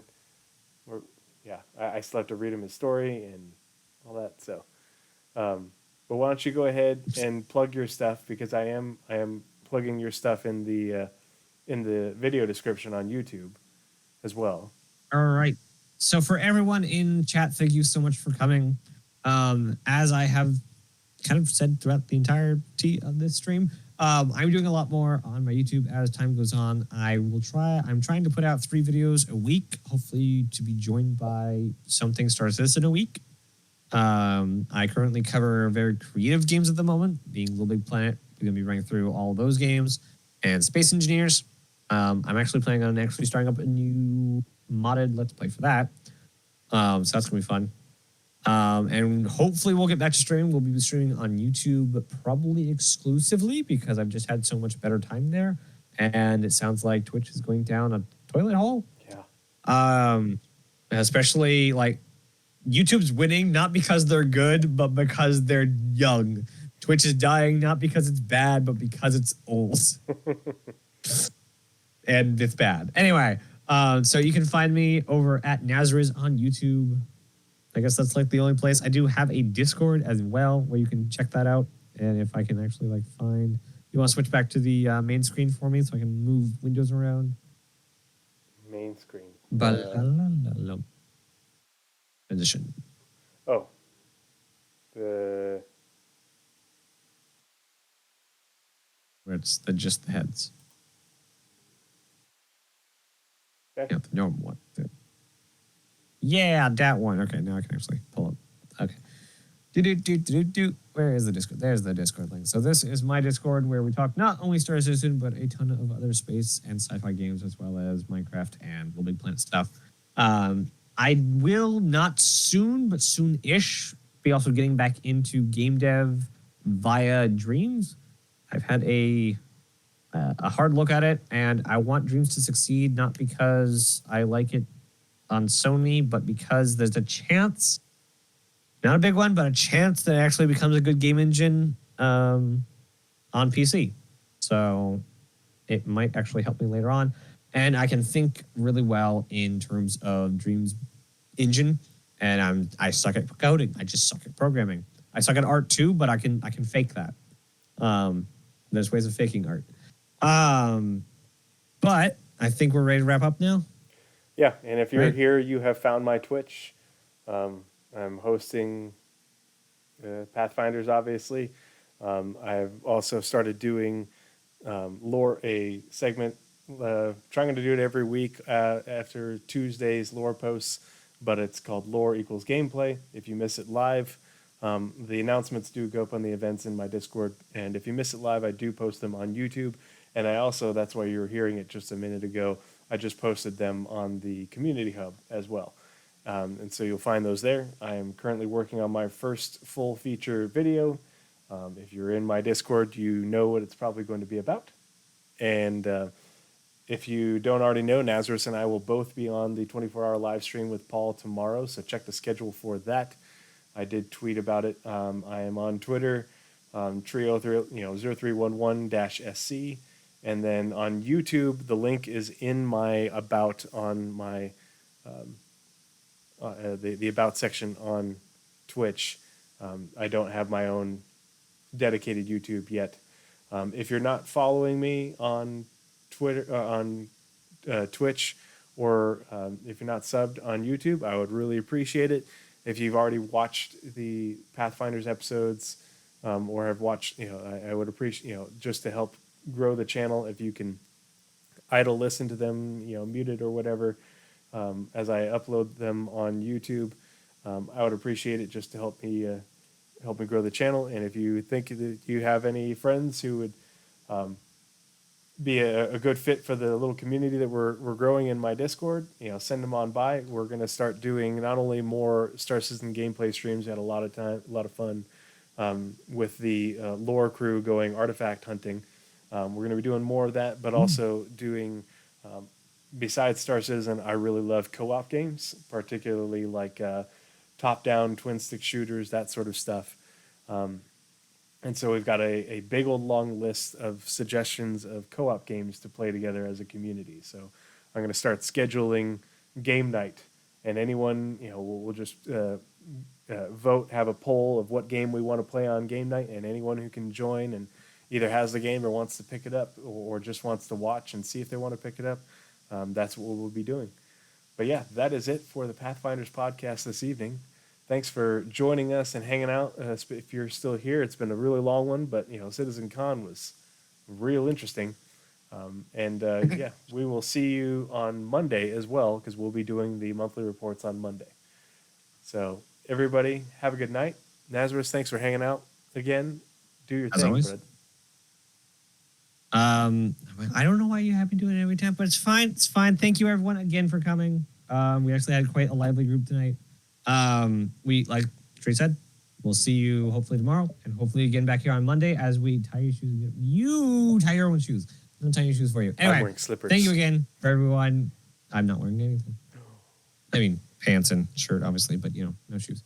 My slippers are over there, but it's fine. I meant to put them on. I just forgot. Thank you again for joining, and we'll see you all later. And as always, be kind.